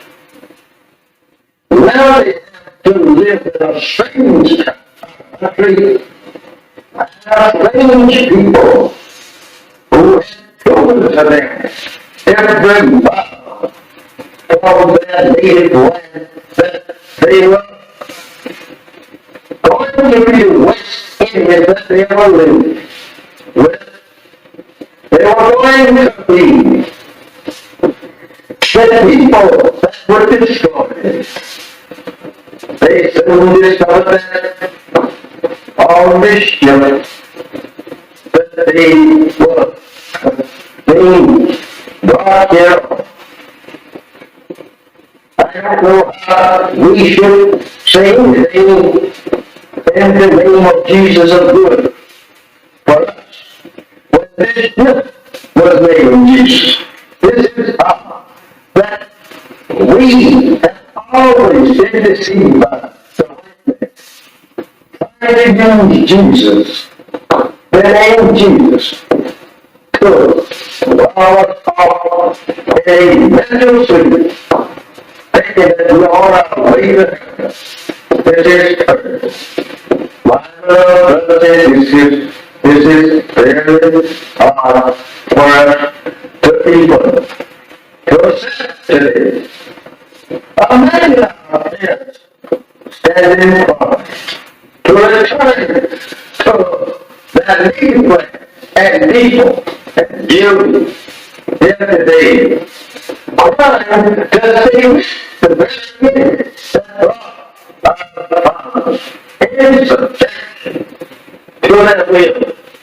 You and I, turning away from your unneeded land and turning it back towards our prison house and our and who have destroyed us and seeks to destroy us. How do you feel? How do you feel? Not wanting to return to your peace. They're trying to make love with the very people that destroyed you and your parents. Do you feel? I do so. And even today, there are beating and shooting you down throughout the country. There's no justice here for you and me. Why did it not be what to be separated and be returned to the Lord? I think that question. They go where your parents on the eastern shore of North America, crying and praying to God to be returned to that arms 400 years ago.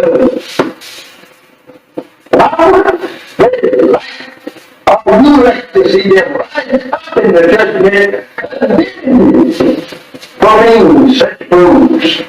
And now, to live in the land that absolutely enslaved them and killed them and beat them for 300 long years here.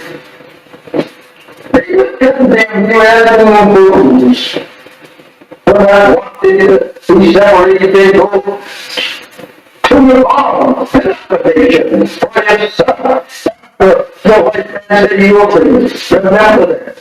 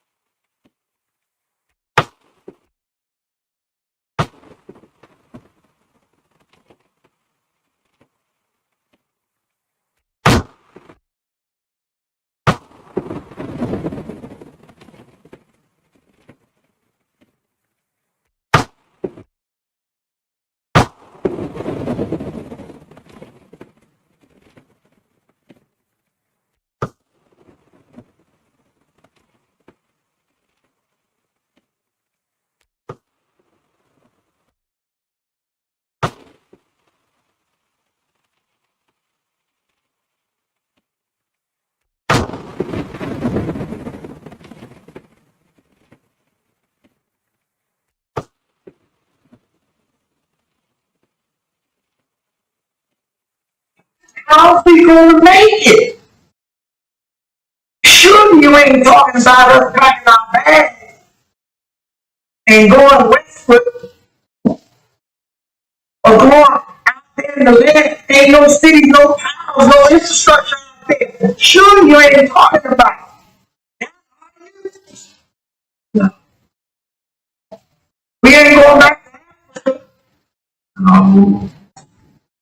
This is your land. Our sweat, our tears, our blood has earned us the right to the land. What God wants you to do is come out of their way, come out of their pagan holidays, where you should be honoring Jesus. You are buying bunny rackets and inviting your children to paint eggs for some Easter. Come out of her. Get the Santa Claus of your house and trees. That is the way of the pagans. Come out of her. St. Valentine's Day. Is that? Excuse me. Come out of her name. Come out of her religion. Come out of her culture. Come out of her way of life. Come out of her educational system. People. And they will put up all the shows of Lord. And they should. Jesus, none of all things. No power and skill. They stood and said, it is a parent. And that old wisdom. I wanted to return. With that hand stretched out towards that ship, and time showed themselves bound together.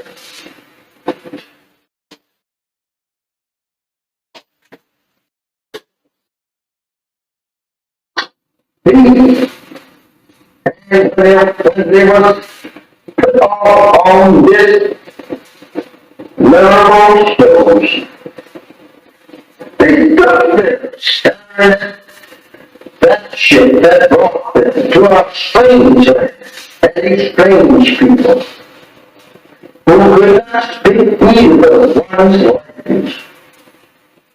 Now they have to live in a strange country, strange people who had proven to them every vow from their native land that they were going to be west Indians that they were living with. They were going to be the people that were destroyed. They soon discovered that all mischief that they were being brought here. I don't know how we should say anything in the name of Jesus of good for us. But this was named Jesus. This is that we have always been deceived by the name Jesus. The name Jesus to our a mental sleep, thinking that we all have to leave it. This is earth. My brothers, this is very hard for us to people to sit today. Imagine our parents standing in front to return to that native land and people and you here today. Crying to see the best minute that brought in subjection to that will. You and I, turning away from your ordinary life and turning back towards our good house and our and who have destroyed us and seeks to destroy us. How do you feel? How do you feel? Not wanting to return to your peace. They're trying to make love with the people that destroy you and your parents. Do you feel? Acting and even today, there are beating and shooting you down throughout the country. There's no justice here for you and me. Why did you not do what?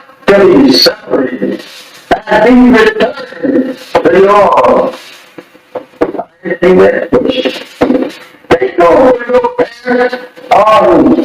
The Easter Joe, crying and praying to God to be returned to their arms 400 years ago.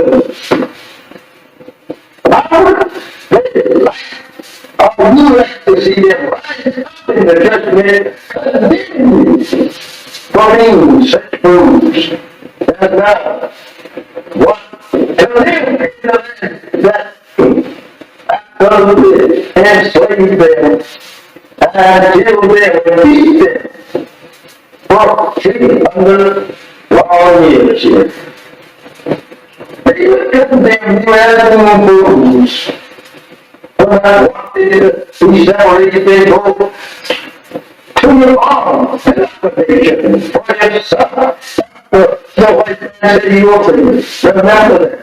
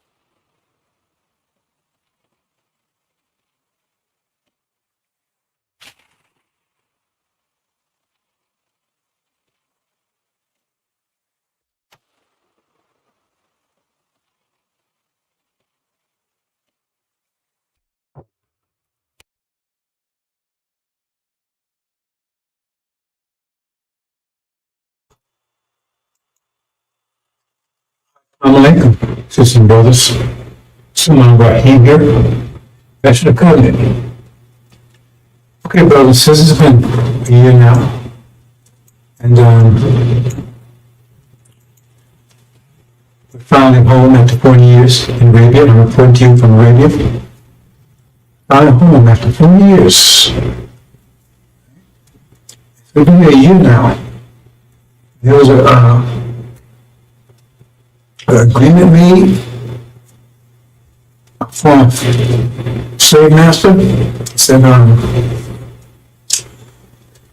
your choice. Stay here or leave. Right? So we chose our inheritance. Arabia. So we left. If the original people decided they wanted to give up the inheritance and trade for a place in America. Affiliation with their former slave master. It's their choice. They chose, we don't want to go over to Arabia. We don't go over there sand and all that stuff. We want to stay in America. We've been here all our lives, been here 40 years, born here, right? And we can make peace with a slave master. Okay, so they decided to stay. And so after a year, right, we get reports of how things are going over there. And it's not sound too good. How things are going over in America with their reparations. Because they was given 6 states, I believe.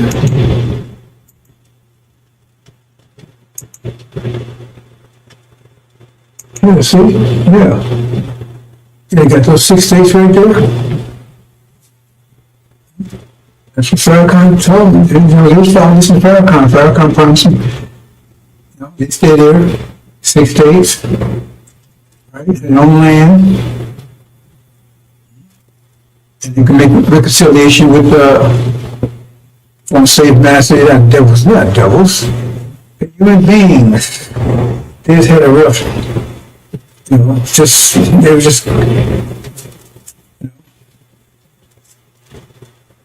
there's some things wrong, but now they're gonna make amends and make reparations. So 6 states, and in addition to that, they gave everybody $1 million. Everybody paid $1 million. Thank you, Farrakhan. They're so happy. Thank you, Farrakhan. Thank you, Farrakhan. And you got 6 states. That's what you promised us. We got 6 states. Thank you. Thank you, Farrakhan. I mean, this was a year ago. 6 states. Thank you, Farrakhan. Right? Everybody got $1 million. Everybody $1 million. They're rejoicing. Oh man, they're so happy. We made it. We got America, man. We got reconciliation for a master. We got 6 states. Everybody got $1 million. We're all rich. That was a year ago. We left. So we in Arabia. They're still back in America. And now we're getting reports a year later. This was the way it was a year ago, man. They were so happy. They were so happy. And now we get reports, so what's going on right now? Let's see. Oops, he says a power failure. Great power failure in those 6 states. Power failure. And it's just those 6 states. So, and now they were big and massive, they came asking to turn the power. Why can't they do it? Oh, Farrakhan didn't train anybody. He was telling about 6 states and he prepared you for him. So nobody knows how to do it. How to turn the power grid back on. So, and he's big man, master, can you come out and turn this thing back on for us? I mean, you would think that if he told them 6 states of promising that he would have prepared them for, right, in schools and education, whatever they needed. But I guess they didn't, because they said, oh, wait, now he's begging the former master to come and turn the power back on. Then what? This is all that's happening now. I mean, I'm getting these reports in now. A year later. It's like they come in every hour. Power grid failure, right? It's a roof, crop failure. All of a sudden, there's no. They looked at the farmers when they're doing farmers said, oh. So then, master, what's happening here? How come no? Crap. It turned out that the rain they gave wasn't that fertile. A year later, nothing's growing. Crop failure. And now so what's going to happen here? Right? Then, I mean, all these things, every hour that's coming in, right?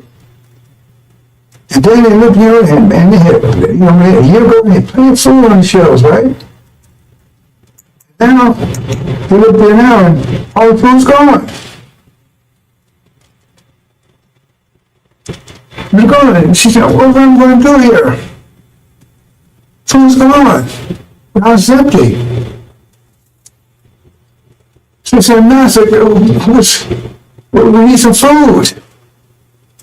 Well, how come you can't produce your own food? I mean, you want your own country, you got your own states, that's your country, then you run it.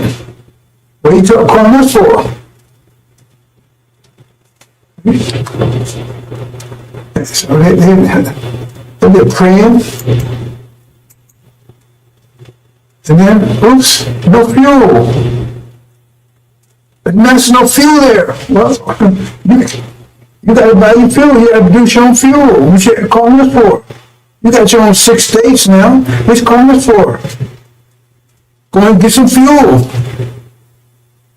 You got money, right? You got your own states. So you ain't your own. What you calling us for? You said you wanted your own, so now you got it. You got your reparations, so we don't owe you anything anymore. Anything anymore, so what you calling us for? We don't owe you anything. You said you agreed to 6 states and $1 million per person. You took that instead of the inheritance, what you call Abrahamic covenant, Arabia. You know, your brothers and sisters, they left, they took that was all for them, they took it. And you said, no, I want this instead. So now you got it. So what you calling us for?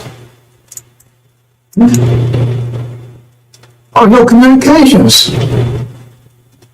Oh, man. No communications, right?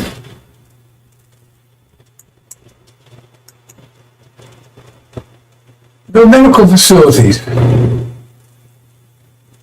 So what's going on? Wait a minute, hold on here. What's you calling us for? That's yours. You got to handle that stuff. You want us to handle it for you? You want independence, now you have it.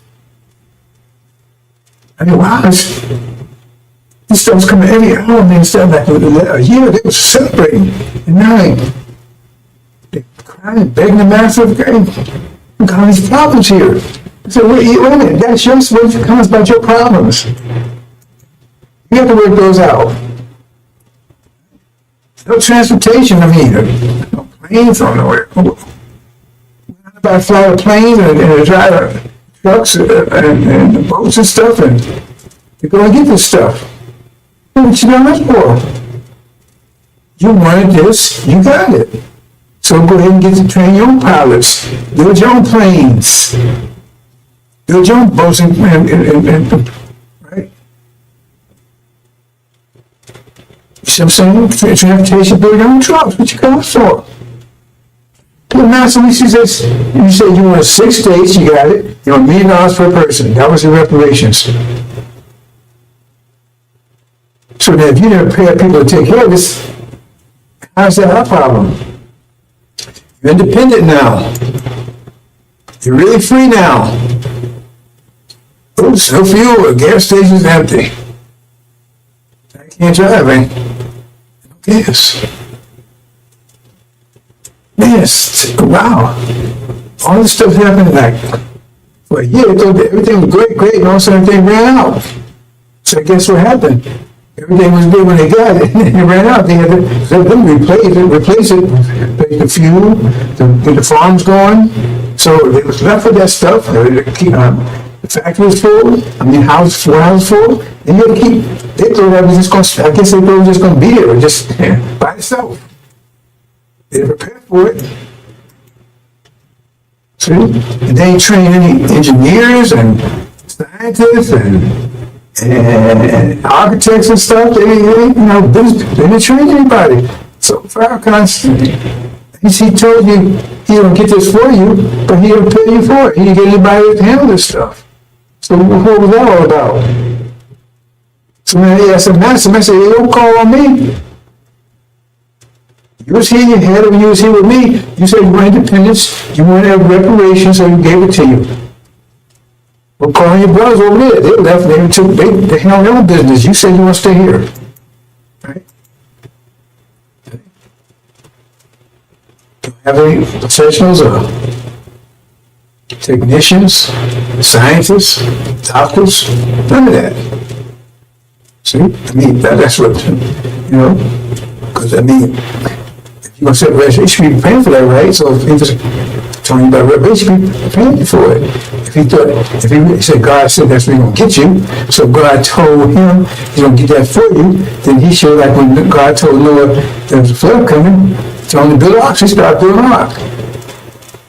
And so you should start preparing for the 6 states, and the reparations, apparently you didn't.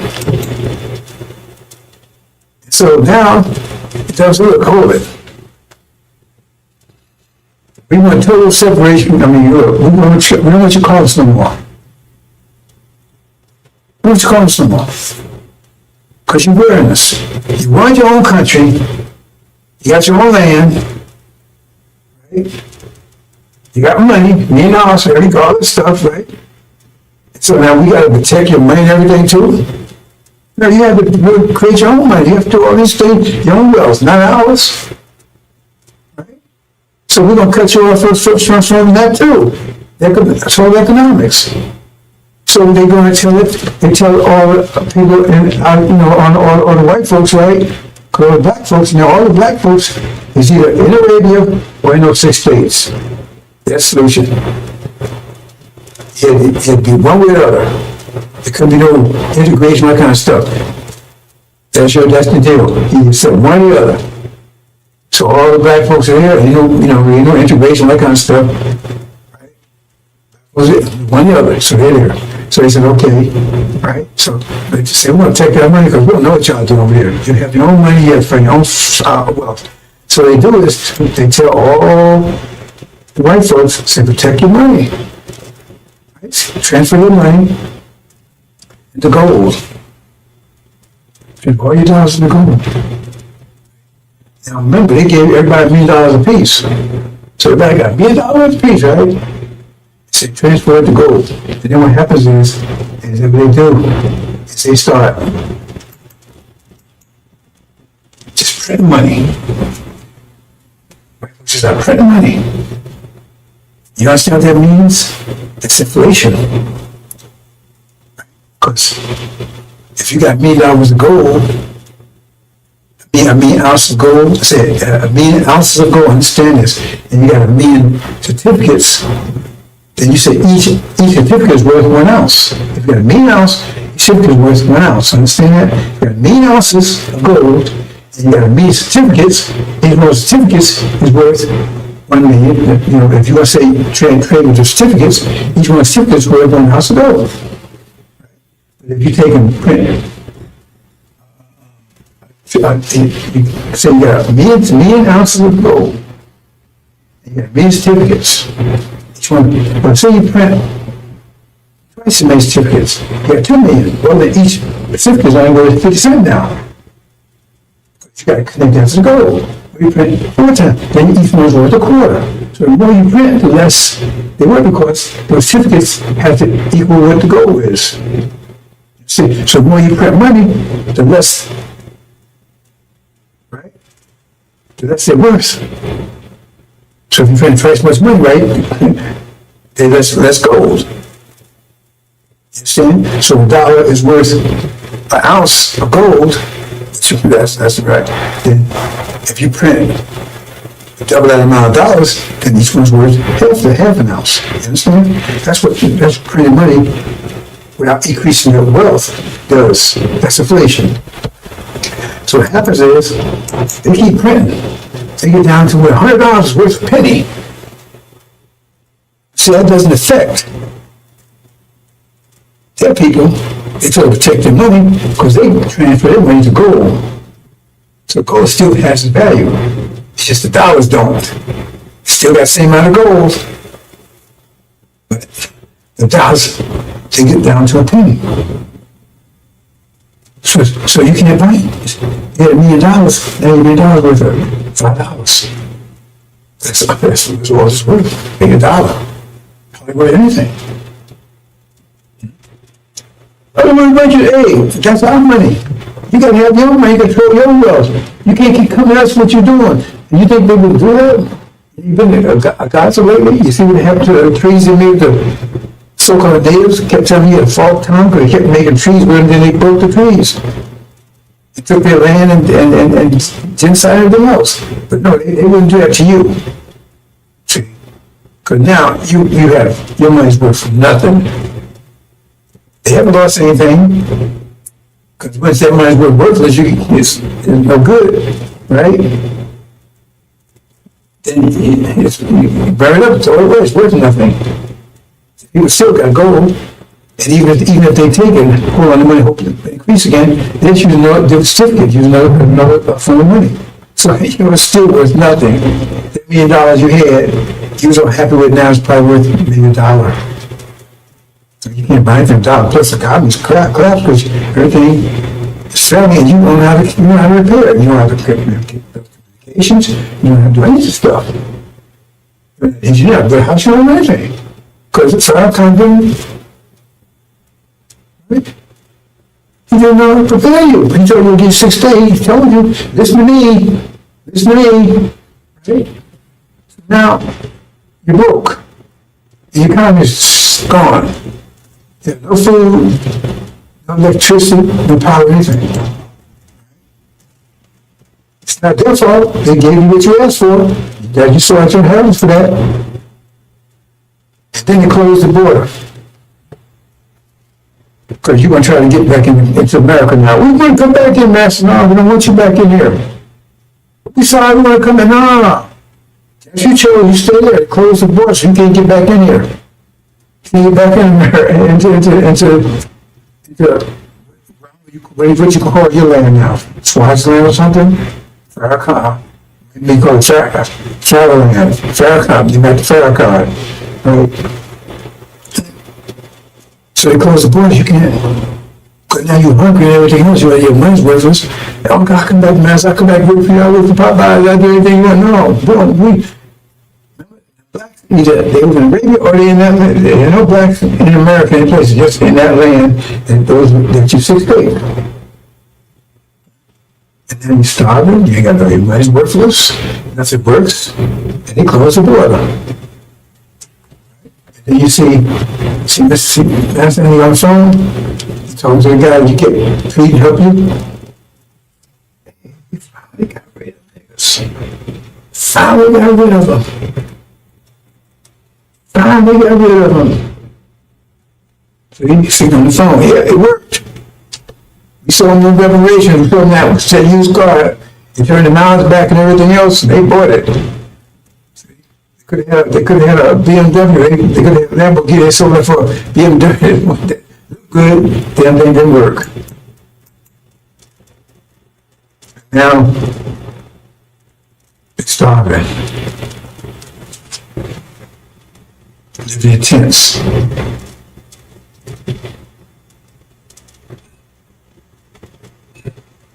Praying.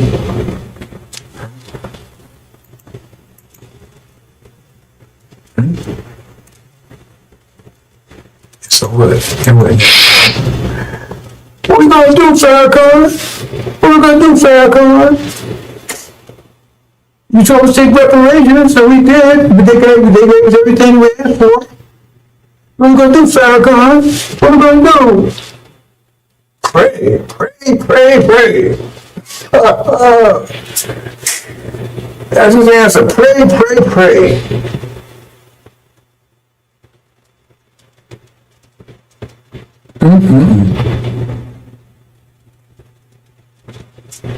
That's your reparations. Like Elijah Muhammad said, in a big picture.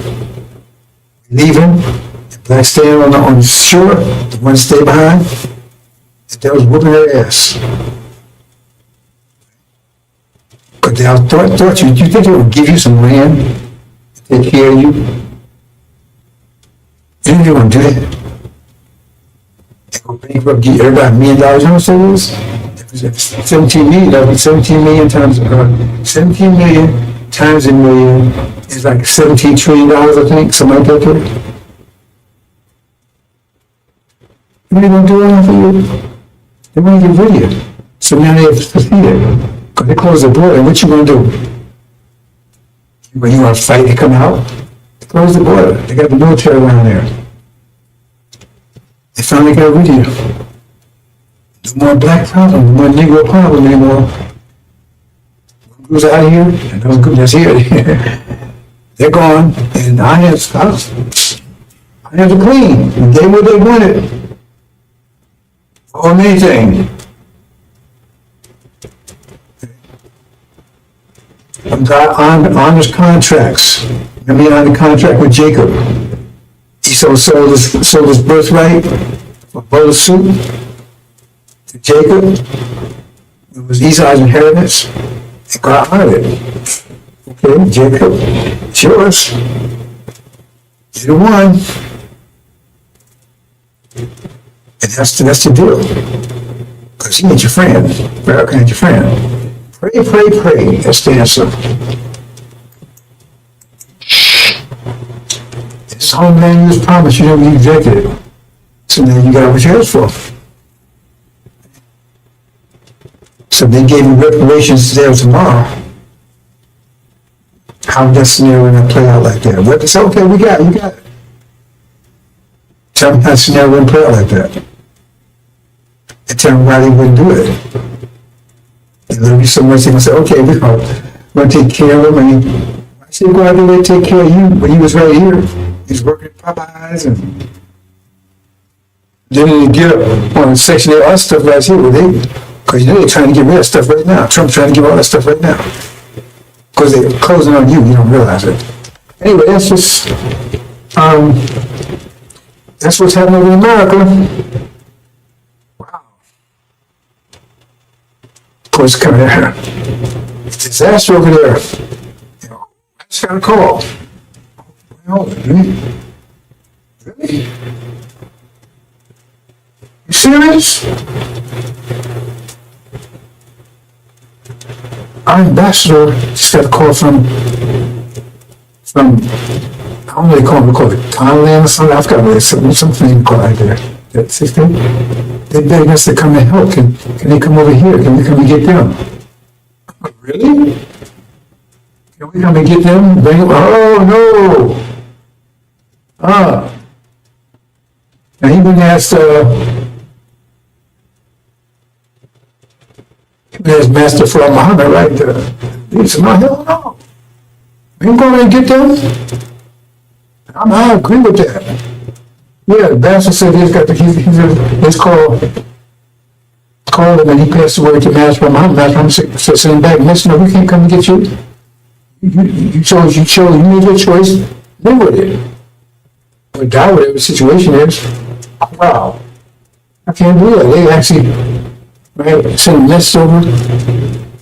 Well, they did, I have communication, but somehow they got the information over to him and said, would we please come and get him? Don't tell them no, and don't waste time communicating with us anymore. You got your land, you got your reputation, you got your money, you got Pharaoh Kaiser here. Yeah, tell them, talk to them, let them straighten out for you. You want to sell you the idea, he was a salesman. So you want the idea of reparations, we told you. Soon on by, he was a messenger to you, telling you, look, man, let's go home. You said no. You chose not to.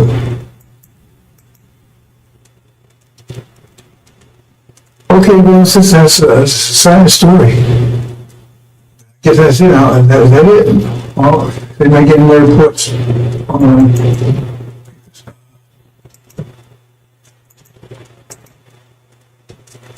Okay, he says, that was a Master Fard Muhammad's final decision, and I think we closed communications off from there. So that's it, brothers and sisters. We got those back. They came in, all that came in today. I mean, I came in fast. After a whole year. Total collapse.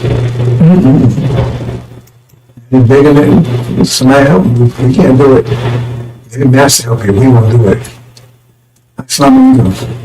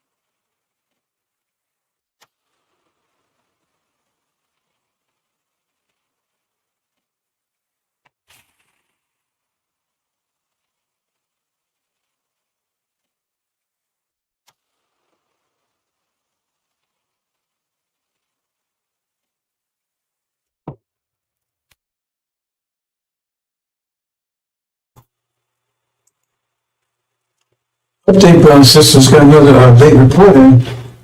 They said, well, if you won't come and get us food, we at least send some food. They begged him, please send some food. That's what I'm saying. I'm going to send them a damn thing. Nothing. Zero. He said, please just send some food. This guy that in. He says, can you come and get it? Please send some food. He says, no. He refused. That's a report. I just got the information from the ambassador. He said that, and he's ready to meet. He says, no. He said, please send some food. He said, no. No way. You made your choice. Case closed. Just got that in, boss. It's just, that's not like him.